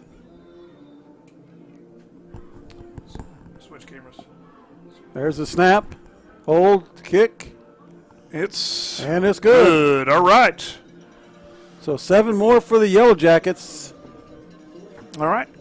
Let's run that commercial, and we'll be right back. The only thing standing between an amateur and a professional is a little thing called practice. To turn a passion into a career, you got to get hands-on, put in the hours, hone your skill, and train like tomorrow depends on it. Across the state, we're powering Oklahoma's future. Here, passion goes pro. EOC Tech Center, powered by Career Tech. We're back, and we got the light show. 2 plays on that, and 89-yard touchdown pass to Hayden Mounts from your quarterback, number 15, Cash Williams. He throws a football about like he throws a baseball. He's a catcher in baseball, and he can throw runners out like right and left. I mean, he is so good. And he throws a football just as good. He sure does. I saw this week, again, he's going to University of Tennessee, or he's committed. He's a junior. He's committed to going to the University of Tennessee to play baseball. But people say he probably won't end up there. People say that he probably will be drafted in the Major League Baseball round. So we'll see what happens to Cash coming out of Choctaw. He's still got a ways to go between now and then, but he's on everybody's highlight reel for the junior class as far as his baseball skills. And I imagine watching his football skills, he could go play football at a lot of different places as well. He could. So we're going to do the onside kick here. Looks like we're kicking it. We've got it pointed towards our sidelines. And we've got 1, 2, 3, 4, 5, 6 people on this side, and we're going to do a little pooch kick. And there's a little deep onside pooch kick, and he's going to get it to 22. He's going to take it to the opposite way. He's going to get he's slippery. Up and down. He's still on. He's down at the 25. And so by trapping him over that sidelines and making him come across, we had the angle on him. Unlike when they had the two big long run backs when we kicked it there, they had lanes to travel in. By pooch kicking it and pinning him to the sidelines, we were able to pin him in and get the angles on him. Yeah, he did a whole bunch of running, but all sideways. So 10 minutes left in the third quarter, and they're going to start on their 25-yard line, 1st and 10 at their 25-yard line. Yeah, sure would like a turnover here so we could go ahead and get the seniors, all the seniors out there and start running that clock. There's a snap. There's a look. It's a give. It's a run play. He's going to run up the middle, and he's going to get stood up by 77, Marcus McGrew. Start wide, then get narrow when they hand it. And McGrew says, I'm just as big as you are. You're not running over me. And so I got about 1.5 yards. McGrew put the halt to that. 2nd down and about 12 for PCO. And there's a flag. That's interesting. What's that one for? It's indicating a personal foul against the Jackets. That's 11 guys. I think it's a personal foul. For what? I don't know. There's not 12. There's 11. Unsportsmanlike. Huh. Well, good news and bad news. Bad news is penalty. Good news it's only 1 for this half.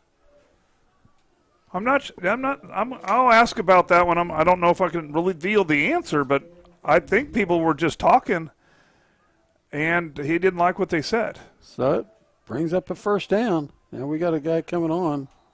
We're trying to make a sub. We're going to have too many guys on the field. They have to let us sub. All right. Because I think we're going to talk about what happened. Yeah. That's crazy. Just keep your mouth shut tonight, boys. Yep, they're going to call everything. They don't want any more garbage.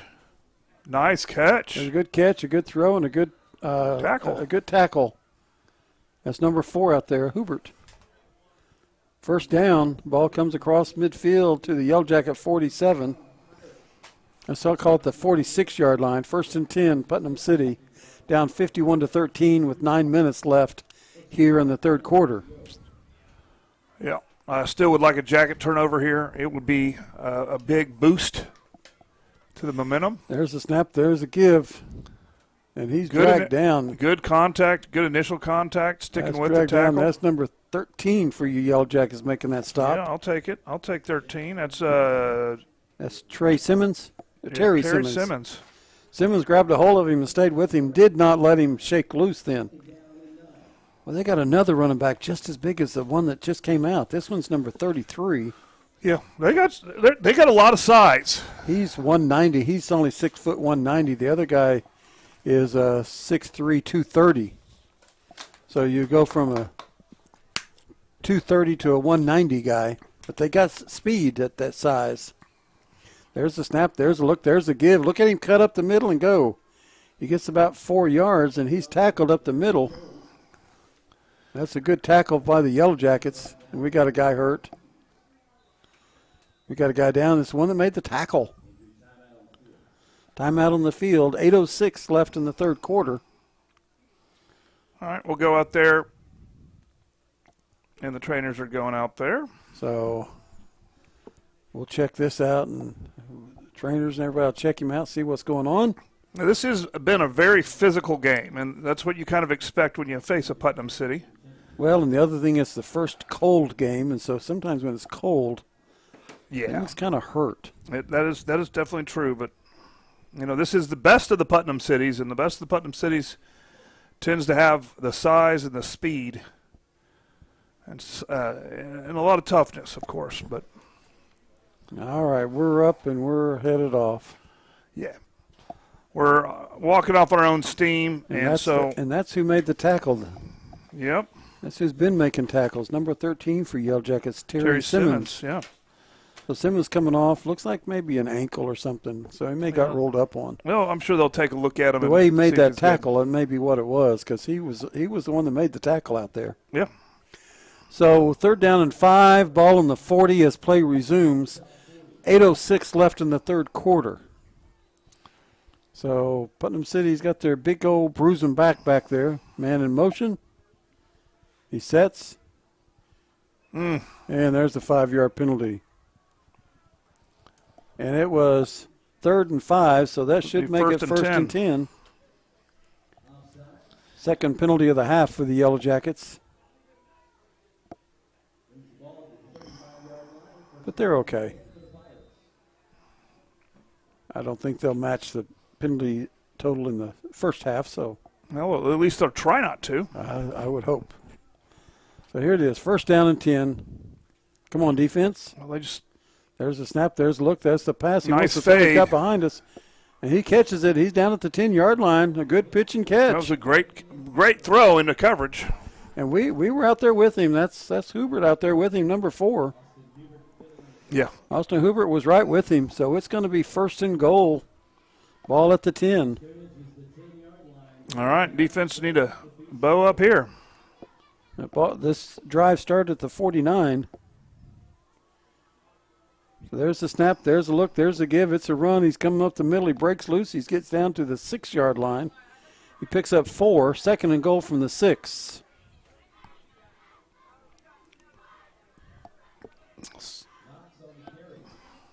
Second and goal from the 6. This would be a big stop here. We know they're in 4-down territory, being down 51-13. So they're building on momentum. They scored couple of their last 2 possessions. So they've got in their head that they can score every time now. They did the last 2 possessions of the first half. Of the first half, yeah. The first possession of this half, they did not score. That is true. There's a run at the middle. He's running. He gets inside the 5 to the 4. And we hold him up. Yeah, they scored twice in the last 2 minutes of the first half. One coming at 1:48, and the other coming with 13 seconds left. So 3rd down and goal from the 4. He said, come on, let's put our 230-pound back in the game. They said, no, you're the 190-yard back. You get in there, too. We're going to run both of you guys back there. And that's what's 13 working. and 33. 2 bruising backs back there in the backfield. Big old boys. And we know where it's going. Yep, we do at that. So there's the snap, there's the look, there's the give. It's a little ISO, and it didn't work. He gets down to the 3. 4th down, only got a yard. 4th and goal. Defense is. This is a huge play for the defense. Tough. Huge play. It's at 2.5. It's at the extra point. Slash. 4th and goal. Let's see what they have, and this comes. I can't tell. They took the scoreboard down. I'll tell you in a minute how much time's left. 5:30. 5:30. There's the man in motion. Man in motion.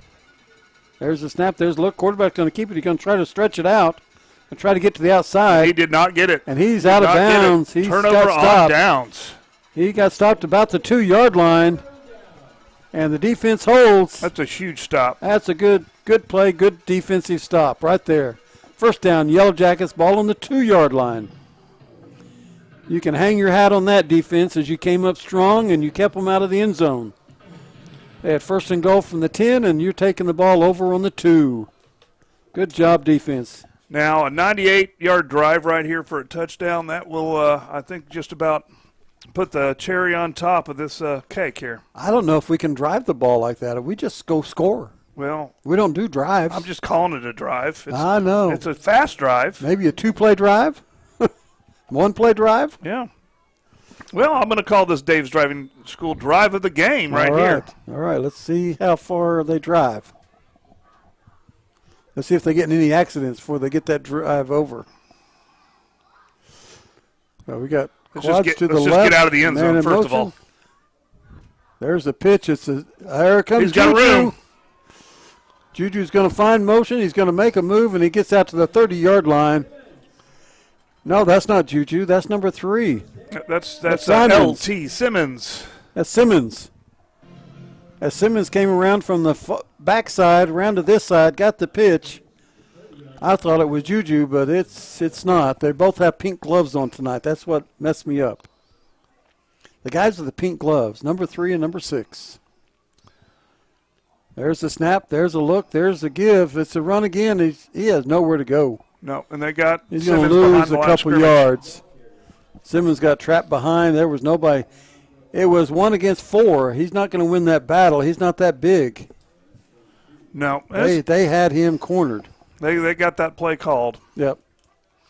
They said, get the guy with the pink gloves. But he still got it back up to the line of scrimmage, so, you know. He really did. I thought he lost yards, but he got it back. All right, 2nd down and 10. 4:28 left in the third. Cash gets the ball. He looks. He throws it. He throws it out to Juju.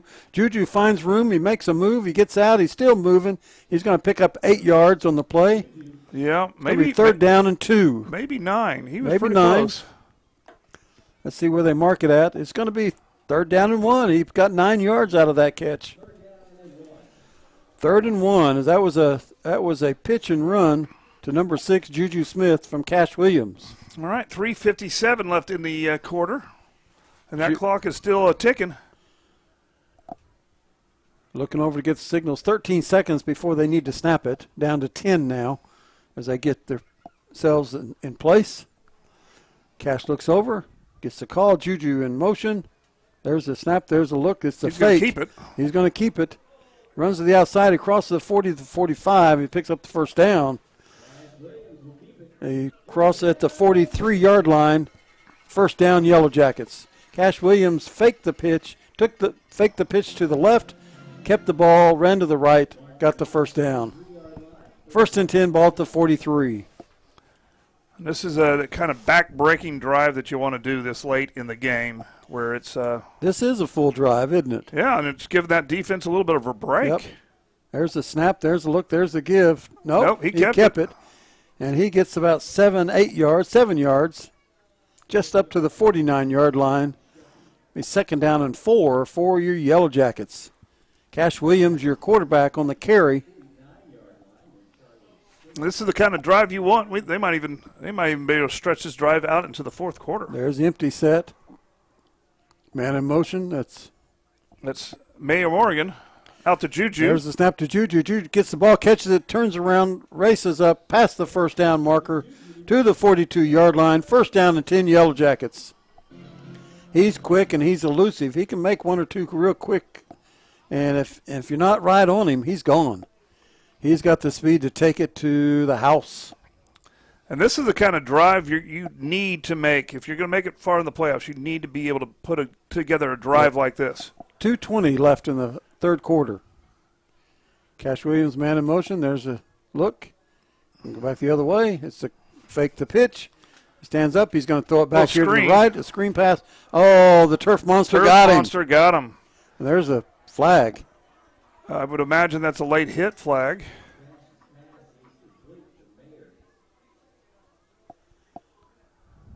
That's the only thing I saw.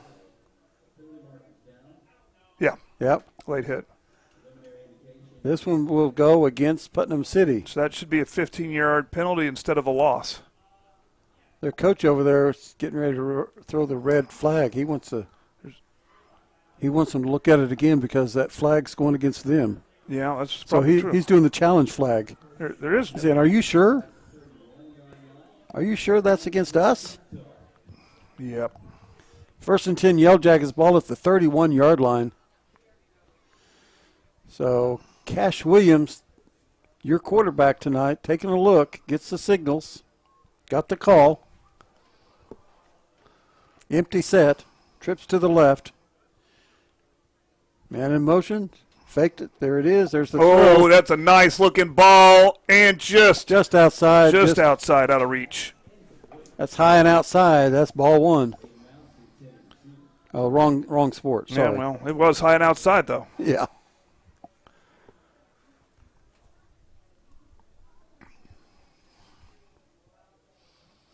That was good. A nice home run attempt. Try to put it in that back of the corner of the end zone. All right, 51-13, a minute 38 left. For those of you that came in maybe a little later and joined us at halftime, we had a delay in the first half with about 2 minutes left in the game. We had 2 injured players down, and we had to wait for the ambulance to arrive, and they transported one of our players to and there's a sack, and so he's down, a big 3rd and long. So and he lost his hat. Yeah, so that was about a 25 to 30-minute delay in the game, waiting on the ambulance to get here to transport. And so because of that, the second half didn't even start till 9:30. And so we are late in this game. So if you turned in to see the score, or if you just tuned in, we still have a quarter to go. They're throwing our quarterback off the field because he lost his hat. He's got to sit out one play. Yep. And this is an important 3rd down, and looks like they bring it in. So Hayden Mounts is going to come in to take the snap. So that's the reason we're still got a minute 30 in the 3rd quarter, and it's 10 o'clock. Yeah. It's not TV timeouts, but it's an injured player on the field. And a lot of penalties in the first half, so there's a lot of stoppage in play and a lot of marking off penalties. Yeah, a lot of counting. Yeah, a lot of back and forth. So there's the snap. There's a look. Hayden Mount says, I can throw it. I can bail out. I can run. I can find an opening. I'm going to throw it deep. That is deep. Caught. And Caught. Juju Smith catches the ball on the 2. He runs in front of the Putnam City guy that's waiting for the ball to get to him. He runs in front of him and catches the ball out of the other guy's hands. He bailed the ball. He bailed Mounts out just a little bit, but you got to have trust in your receivers to make something happen. So 1st and goal from the 3, as Juju Smith says, I'll catch it. And 55 seconds left in the quarter. You throw it up, I'll catch it. Cash Williams back in there at your quarterback. There's a snap. There's a look. It's going to be thrown to Juju. He said, Juju, you did that work. You want to get in the end zone? Touchdown, Yellow Jackets, and there is a flag. And that is in the realm of, unfortunately, a holding. That's a holding call. Yep. Unfortunately. So that touchdown will come back. And I remind you that this drive started on the 2-yard line. It did. We've driven the ball from the 2 to the end zone, and now we're going to come back another 10 yards and get 10 more yards. It is a hold, and that will, The 3rd penalty of this quarter. Makes 19 penalties on the night for the Yellow Jackets. Are able to overcome them, though. All right, 1st and goal. 1st and goal, ball at the 13, or the 14. Man in motion, there's the snap, there's the look, there's the Mayor pitch. Morgan. Mayor Morgan finds an opening, finds a seam, gets dragged out at the 7-yard line. So picks up 7 from the 14 to the 7, gets halfway there on 1st down. 2nd down and goal, it does ball stop at the the 7. Clock. Well, yeah. Our PA announcer just telling the folks the penalty on the previous play nullified the touchdown. That's the reason we don't have the points on the board and we're still playing. Although the scoreboard says 63. They're working on it. Our scoreboard is right. There's a snap. There's a look. Maybe. And it was a direct snap. It was the Wildcat. And we've got 2 yards out of that. So it's 3rd down and goal from the 5. Our scoreboard keeper was trying to match their scoreboard keeper. That's going to be the end of the quarter. It's the end of the quarter. Yellow Jackets 51, Putnam City 13. All right, we're going to run that commercial, and we'll be back with a final exciting quarter of Jacket football. Hi, I'm Stan with SWM & Sons. We've been building in the eastern Oklahoma County area since 1982.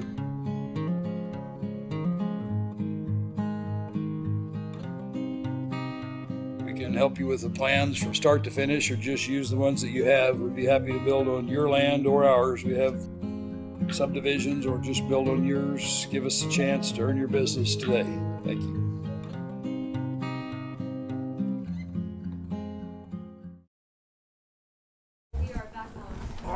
We're back on 4th quarter. We got it rocking and rolling. Back on already. Third down. Hey, I like that coming back early. Let's go ahead and run a play. Let's get this game over with. Well, I'm trying. Oh, we can't till they start, can we? Even though we're back. They're flashing the lights. They can't see my hand signals. I know. Those lights keep going in and out. Although I always pretty much just call 21 dive, and they don't run it. Yeah. Because, when we're up here, we're going to know more than the coaches. 21 dive, 21. Just run the ball. All they got to do is call up here and ask us. Yeah, that's... Of course, when we're up here and they don't do what we say, of course we're always right. Yep. When they start running our plays and start losing games, then people might figure out that maybe the coaches know something. Yeah. You're right. But, yeah, it's always fun to play armchair quarterback. Armchair coach. So here we go as play starts the fourth quarter. Yellow Jackets have third down and goal from the 5. Let's see what happens. Man in motion. That's Kiefer. They faked it. He throws it. Touchdown. That's a touchdown. Right in the back of the end zone. 32? 32. 32, and we don't call his number a lot in the end zone. No, that is Cole Rowley. Cole Rowley. What grade's he in? He's a junior. All right, Cole's getting in the game. Catches a touchdown pass. Good job. Let's see can we get more anybody get more of that? Or are you all like up against that window? Yeah. Let me see, Matthew, back off. Let me see if I can get more for you. Extra point is up, and it's good. 58-13 as we are in the fourth quarter. A little more over here. See you back on it. So 58-13 here in the fourth quarter. Yeah, and they're not running it. I figured at some point they'd start running it, but just to go home. But nope, it looks like they're in it. And that was a 98-yard drive. That was the Dave's Driving School drive of the game. 98-yard drive for the Yellow Jackets. The last 5 coming on the touchdown pass from your quarterback, Cash Williams, to number 32. And it definitely used up a lot of the clock, which is very, very important. Yes, it did. And things just look odd without the band being here, and the band, they left because they've got that 6 o'clock departure time in the morning. That's not what time they get here. It's what time they leave in the morning. Right. And they had to load all their stuff in their equipment after halftime. So and they are going to compete for a state championship tomorrow, and so that's kind of important. So that's what they're going to do tomorrow. And we have state championships going on here at Choctaw High School on our campus tomorrow, too. Yep, and the one-act I believe our high school drama goes on is it 10 o'clock? 10 o'clock, yep. And which play are they doing? We had actually a commercial. We need to talk about that. It's Osage. Say it.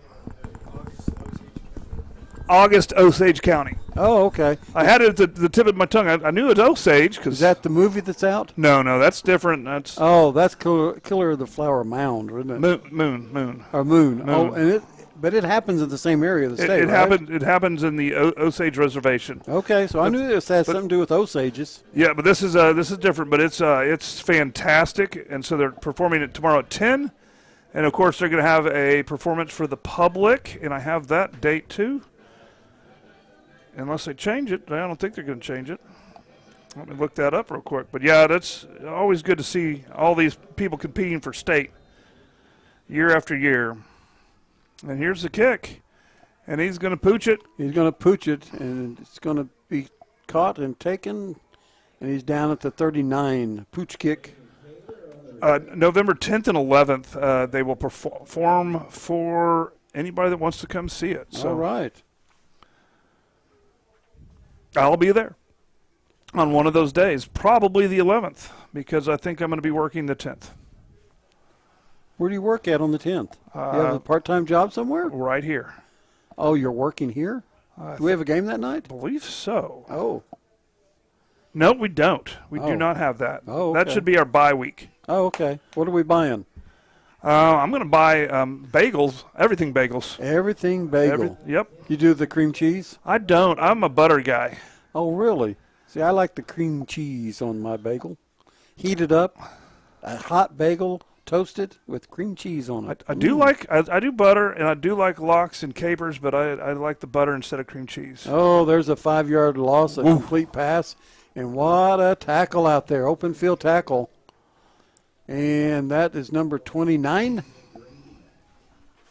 29 for Yale Jackets making that tackle. Yep, 29 is, of course, DJ Green. DJ Green making that tackle. Loss of about 6. Open field tackle, complete pass behind the line. And that clock is running. It's not a running clock, but it is still going because it was a completed pass. They got 2 backs back there. That's really what's been working is just trying to run up the middle. There's a snap. There's a look. He fakes he wants to throw. He throws it short. Into the ground, yep. Incomplete. He was about to visit the ground.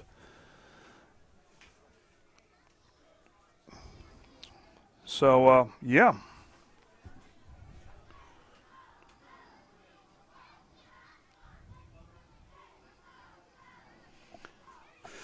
All right, 3rd and 14 for PCO, the Pirates. So Putnam City's been 3rd and long all night long.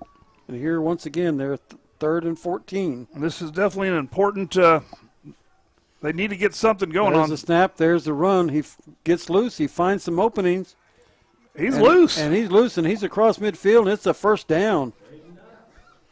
He rounded the corner on the left, got to the outside, ran down the sideline, and got the first down, crossing midfield to the 49-yard line. 1st and 10 for the Pirates. Trailing 58-13 with 10:50 left in the game. I think the final outcome's been determined. It's just a matter of what the final score will be. That's true. 58-13. Yellow Jackets up by 45 here in the 4th quarter. And again, this has been just a weird night. That's because it's a full moon. There's the snap. There's the look. He wants to throw. He's getting pressured, and he throws it in the ground again to avoid the sack. Yes. So he's a smart cookie. There's a flag. And that's way far away from the play. I didn't see anything. It's going to be 6 and 6 out here away from the ball. I don't know what's going on. Were they talking or pushing each other? I just saw them walking back. They're both walking back, talking, standing next to each other. Well, if they're both talking, I hope it's on both of them. I mean, it didn't look like they had anything going on, as far as I could see. Yep. Let's get the white hat, the close-up on the white hat so we can see what he says.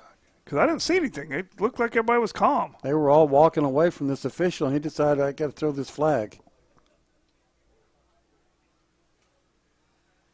Of course, we can't hear anything going on out there. It's against Choctaw. Unsportsmanlike. Another 15-yarder. We've been pretty misconducted tonight. We're going to get set in the corner. I mean, first down, ball goes to the 32-yard line. Coach is looking at the official like, what's that for? Yeah, they look pretty calm to me. Yeah. I wish we would get an explanation so we could explain to you what's going on. But yeah, we don't know, people. We don't know. So here it is, first down. There's the snap, there's a look, it's a run, and he gets nowhere. He gets taken down at the line. Yeah, we do know that the referee's got a no-tolerance policy after an incident happened.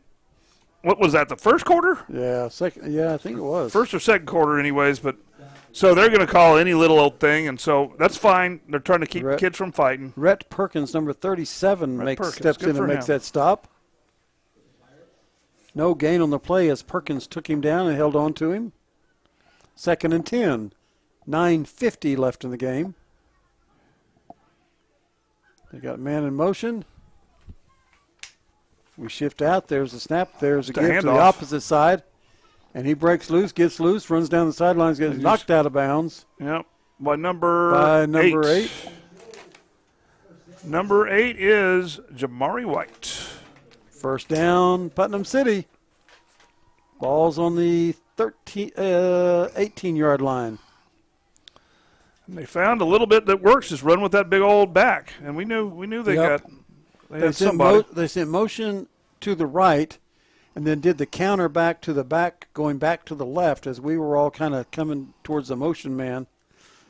So there's a snap. There's a look. He wants to throw. He throws it across the middle. It's complete. And he's tackled on the 3-yard line, the 4-yard line, and we got a man down. We do have a man down. We got a man down, and they're calling for help. Although he's getting up. He's up.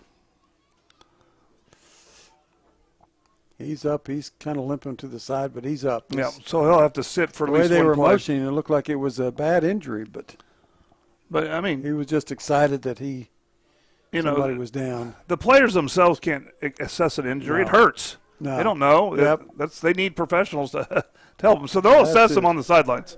First down, Putnam City.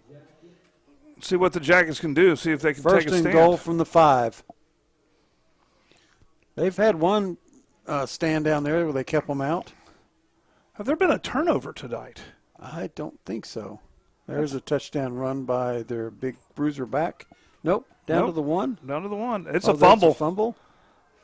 Let's see if they give it to us, or see if they call him down. Well, I think I just see what answered they're my gonna do. question.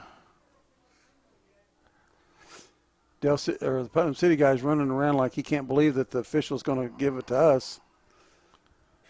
He's pleading his case out there, Yep. but they haven't really made an official call, just judging by what that ball carrier's looking like. Yep. Yep, our ball. Our ball. Well, that answers my No. question. Is that us saying that, or that's the official? Choctaw ball. There's the defense. There we go. That's the defense for you. There you go, defense. That's 2 big stands, goal line stands you've made tonight on the 1.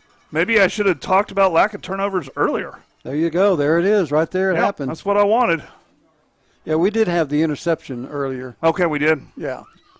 That's right, we did. We did. So we had an interception. We've had 2 goal line stands at the 1. And now a fumble One recovery. is that turnover, and the other was a 4th and goal from the 1 that we kept them out. So offense is going to get to go 99 this time. They went 98 last time. Well, hopefully they don't have time to finish the 99 drive. I want them to make this a long ball controlling drive. 8:58 here in the 4th. Well, let's at least take 5 minutes off this clock. And let's see who's coming out there. Number 3 is coming out as your running back. All right, some LT Simmons. We still got cash money out there, Cash Williams? We got empty set. LT's in the slot. Yep. We got empty set. We have no. Yep. And that's on the 1. Cash may run this. There's a man in motion. Motion. There's a snap. Looks like he wants to pass. He's going to throw it back to this side. I hope it's forward. It's incomplete or a They safety? said it's the guy in the white hat said forward. Okay. That was close. That was close. So 2nd down. And I think there was a timing error with that. I want to say that's rocket motion. I forget. 2nd down. And there's 17 seconds left on the play clock, and they just now spotted the ball. We got a guy coming in, got a guy coming out. That's interesting. They usually wait to Yeah. the play See, clock. it's down under 8. We better get it together. We better get timeout. 5, 4, 3. We're not going to get the playoff. Timeout. We called timeout. Coach called timeout. He saw the play clock. I'm not sure why they started it before. They started it at 17 seconds before they even set the ball on the ground. Yep. So I think they're wanting to get the game over too. Maybe so. So 8:53 left in the contest. 8:53 left. Well, The Yellow Jackets have the ball, 2nd down and 10 from their own 1-yard line. I'll tell you what, we've got some great sponsors that have been with us, and this has been a lot more exciting game than some people have thought. But our great sponsors like EOC Tech and SWM and Sons, building a better Choctaw. Of course, Tyler Pest Solutions. You gotta call them now because there's people moving into your house right now, and by people I mean rats and mice and bugs. I better not have that dirty rat coming into my house. I mean, that's what dirty happens. rat. So call them and make sure you have a good strategy there. I've heard about dirty rats. We also got, Dave's Driving School and Vision Source Midwest City. Now, Dave's Driving School don't drive the rats in the house, do they? No. It's different driving? Different kind of driving. All right. We got Dr. Tracy Gaspera, DDS, and you kind of disrupted my thought process, so I left somebody out. There's a snap. There's a run. Rounds the corner. He gets open. He finds he's got room. He's got room. Up the sidelines, and he's dragged out of bounds. And that's going to be number 22. Mayor Morgan. The mayor. The mayor is in town. The mayor just said, I'm going to take the gavel, and I'm moving the ball out. So that ball comes out to the 25. They started at their own 1 yard line, and now they're out to the 25. A 24-yard pickup by 22. The mayor. The mayor. 8:30 left. We're just going to call him the mayor from now on. We're not even going to say his last name, just the mayor. So Cash is our quarterback. We got Cash and we got the mayor. Juju takes a leap. There's a throw across the middle. To the mayor. To the mayor from Cash. And he gets maybe a yard. Yeah, that was a screen pass. So well, that wasn't a whole lot of cash. That was like 20 cents. Well, I mean, if you are truly a mayor, you can't take a lot of cash without getting investigated. That's true. That's true. So Cashman's back there at the looking it over. There's the snap. There's a look. It's a throw. It's out here to Juju. He gets a block and he gets back, picks up about 3 or 4. As number 20, Nate Kiefer out here blocking. He had his man blocked, but another guy came in and came underneath. But Nate Kiefer had his man blocked out here. 3rd down and 7. As Choctaw gathers and gets the signals. This signal is a right arm from the chest to the right side, then the left arm from your chest to the outside, then both arms in the air. I don't know what play that is, but that's the signal. Oh, you're not supposed to read those signals. No, I'm not. Okay, I think it's a pass. In trouble? I think it's a first down pass. Number 6, there he is. He's loose. It's Juju. He turns and he gets across midfield to the 45, and that's Juju Smith. And out of bounds. So that is, of course, another jacket. First down. Juju's had quite a night tonight. 87-yard touchdown kickoff return and a couple 2-point conversions and several passes, and he's made his impact. Well, this game feels a lot less one-sided than most of the games this season, but the scoreboard says otherwise. There's 6:50 left. There's the snap. There's the look. There's the give. Mayor Morgan. To the mayor. And the mayor takes it down about 8-9 yards away from his office downtown. Well, straight downtown to the right, over the right side of our offense. I mean, that's right. And Mr. number 3, LT, comes in for the mayor. 2nd down and 3. 6 minutes left in the game. Yellow Jackets up 58-13. They got the call. They got the look. Let's see what they do with it. Cash looks it over. Man in motion. There's the snap. He's going to fake the pass over here. He rolls out this way. He's going to pass it. He completes it. LT, what a move. LT does a spin move and moves across, picks up the first down. And left the first guy standing there looking around like, where'd he go? He just hit the X button and went. LT's got some speed, and he's got some moves. He caught it, did a spin left, and up the field he goes. 1st and 10, Yellow Jackets. This started on their own 1-yard line, and now they're on the 33-yard line of PCO. 5:45 left in the game. LT is the back now. Simmons says, I want to score again. I've already scored a couple times tonight. There's the snap. There's the look. Cash rolls out. He pitches it to LT. LT gets up the middle, finds a seam. He's got room. Finds it outside, uses the speed, and he's in the end zone. Touchdown, Yellow Jackets, LT Simpson. I thought I heard him saying, give me the ball and let me go. He said, give me the ball and let me go. And there's another flag. And it's the touchdown will count. It's well after the play. And it's got to be talking because no one's doing anything else. Or they're calling us. I keep forgetting to watch the celebration and see if it's flag worthy. Yeah, I don't know. That guy in the white hat, his arms are going to be tired by the end of the night. Yeah. I mean, it's about 3 pounds a shot, right? Yeah.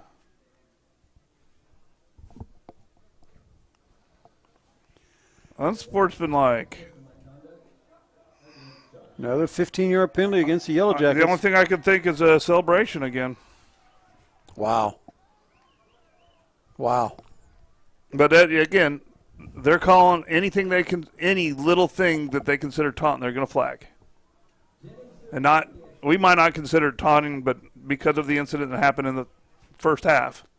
So Yellow Jackets to do the extra point. Got a new kicker out there for the extra point. Number 4? No, number 42.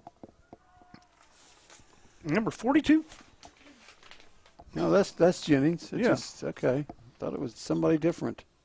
It's up, and it's good.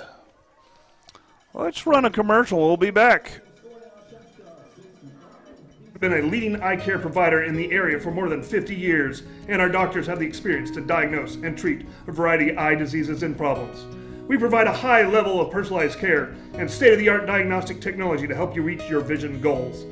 Vision Source Midwest City offers experts to help find the right contacts, lenses, and frames for your needs. At Vision Source Midwest City, we want you not just seeing well, but looking good.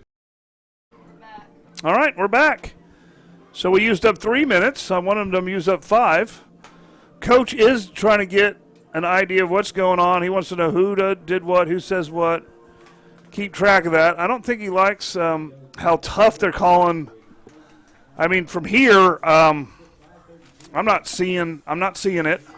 I'm not either of this last 3 or 4. I'm like, especially the one down here where they were both walking away from the official and both guys were walking and the official just throws his flag and they're both walking off like side by side. They're not scuffling or nothing, you know? I don't know. So we'll kick off from the 25 into the wind. Yeah. Probably do a pooch kick, I would think, so they don't get all that big run back. They've had a couple big long run backs tonight. Yeah. Down to like our own 25 and our own 35-yard line. So let's see what they do. This is 5:20.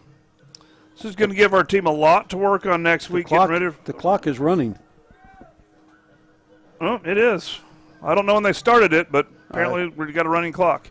I think the official said, let's get this over with. Well, so we'll be out of here in about 5 minutes. I know it would help get it over with. Did we get it? We got it.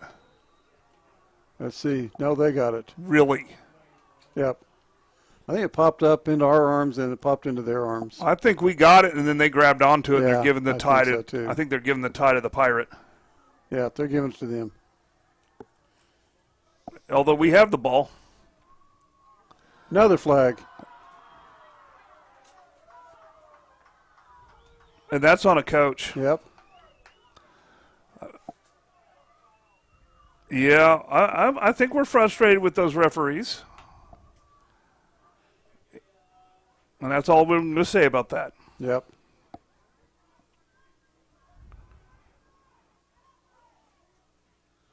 So that'll be a 15-yarder against us. So, I mean, we can say that because we know that's happening. But yep. Well, we need to give them some kind of mic pack so we can hear them. Yeah, unsportsmanlike that way.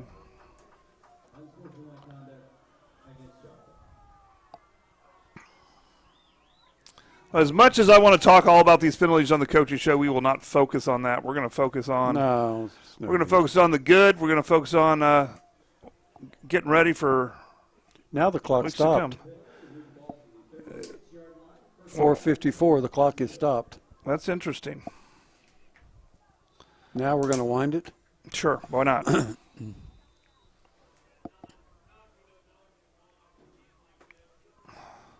And now they're taking another one of our players and making him come off the field. Really? I think he's got a necklace on. Can't tell. They just made him come off. We're going toe-to-toe here. There's a line is going toe to toe. That's so no gap, and so they're just going to run a wedge play probably. Yep. So now the clock stopped again. Who knows? Now it's running. Yeah. There's 33. Tackle from behind, taken down for a gain of 1 on the play. So the wedge is great. Sometimes it kills the inside run, and everybody knows you're going outside, but you just got to keep the line from driving you. Some of these people outside in the stands are saying, get this game over. It's cold out here. Well, it's cold out here. They're saying keep your flag in the pocket and just let them play. Second down and 10. Get it over with.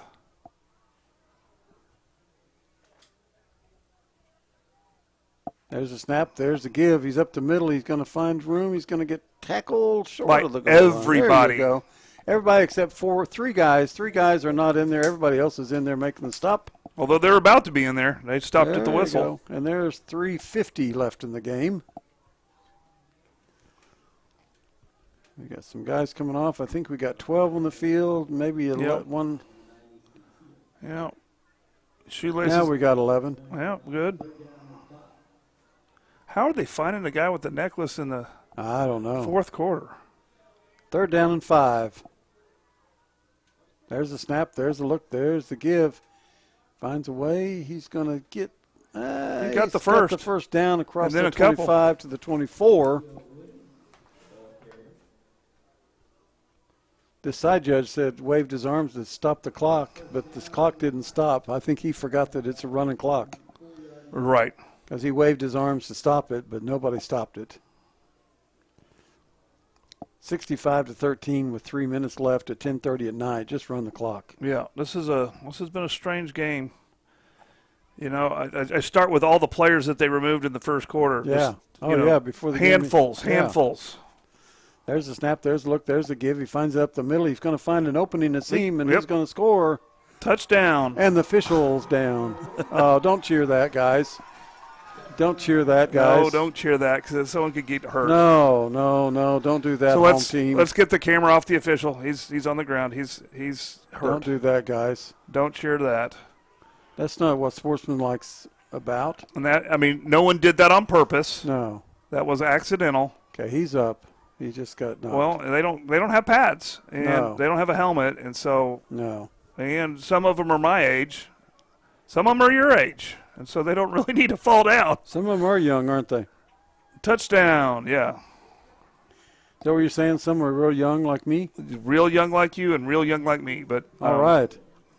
If they're young like me, then they're pretty stout. They're ready to go. Yeah, well, we don't need to cheer when they tackle the referee. No, we don't do that, guys. We have more class than that, Choctaw. There's the snap, the hold, the kick that's up, and it is good. It's good. So 65 to 20. All right, we're going to stay right here. Do we want to go ahead and wrap this up because of late of hour? Yeah, there's no sense keeping it much more. These guys, these students that are here tonight that have been here all night, they're going to want to go home, so we're not going to do an after game on camera. We're just going to tell you that next week we will be at Ponca City. That's right. If you want to be involved in Choctaw high school this weekend, you can come here tomorrow and go indoors and watch the 6A state one-act play, or you can go to Broken Arrow and watch the band tomorrow if you want like outdoorsy stuff. So, and if you don't catch either one of those, you can catch Choctaw football at Ponca City next Friday, or you can tune in right here and we'll bring it to you. We'll make the trip. We will make the trip. We're excited about it. And of course, we win that game, that starts my paperwork. I'm going to start filling out the paperwork, get permission to do playoff games. And we'll have a week off, right? Yeah, and that will give me 2 weeks to finish that paperwork. So you tune in with us next week at Ponca City, and then you can take a week off, and then you can return the following week. We'll be here at Choctaw. Presuming that we win next week, we'll be back here at Choctaw for a home version of the 6A2 playoffs. Yep, that'll be fun to get back in it, but let's go ahead and wrap up tonight. Once again, for some reason they stopped the clock again. It's an inconsistent running clock tonight. Once again, thanks to all of our students that are here working. I know we appreciate it, and they've done a good job. Everybody out there that tunes in to Yellow Jacket football appreciates it. So thank you guys. You guys done a great job tonight. There's a little squib kick. And there's the down. Number 9. That's Teal. Yeah. That's smart. Let's keep the interactions down. It's still 2:40 on the clock. Yeah, Maybe they're not running the clock anymore. Yeah, I don't think they're using the clock anymore. Uh-oh. Is there a penalty?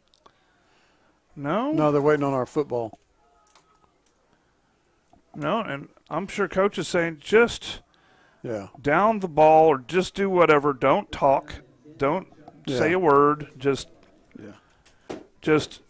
we got more important things to do than just play football. The next 2 minutes. You know, even if we gave them the ball, they don't have enough time to score enough points, even if we weren't on the field. Just play football. Okay, we got our freshman quarterback into the game, number 17, Titus Hawk. Okay. And just a little handoff up Titus the middle. Hawk.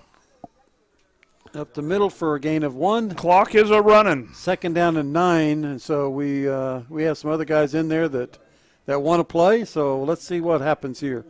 Titus looks over, gets the signals from the coaches, and that's one thing about being a freshman out there. You're picking up the signals, you're seeing what the play is, and you're able to call that play. So there we go. We got the play in there. We got 10 seconds left. Let's see. We're going to get it off. He's looking at the clock down there. Yeah, we're going to get it off. There's a snap. There's a look. There's a handoff. Number 33 running the ball. And we'll get that young man's name. And I think he stayed in bounds. It shouldn't matter, but that is Cash Wilkerson. Cash Wilkerson. All right, Cash. We're at 138. We're 138 from saying sayonara. Good night. Adios, amigos. Arrivederci. Arrivederci. And all the rest of the ways you say good night, goodbye, see you later. That's the main 3 that I might use. There you go. A minute 16.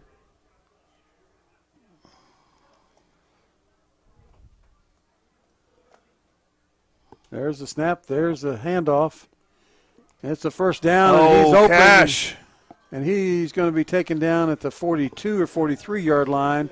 Cash Wilkerson and so they might just do victory at this point. There's under a minute left.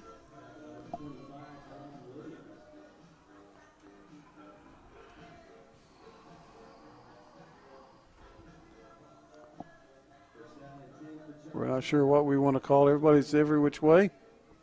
Yeah, we'll get it in. There we go. So they do have to snap it one more time. 30 seconds left. We're in victory formation right there. There we go, Titus. There Take it is. a knee. That's it. That's the ball game, folks. 65-20. Choctaw wins on senior night, military night, and that will do it for tonight, and we will wrap it up. Thank you for being with us. Hope you enjoyed the contest. Hope you enjoyed the broadcast.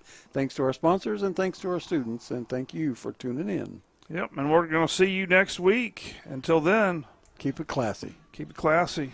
Adios. All right.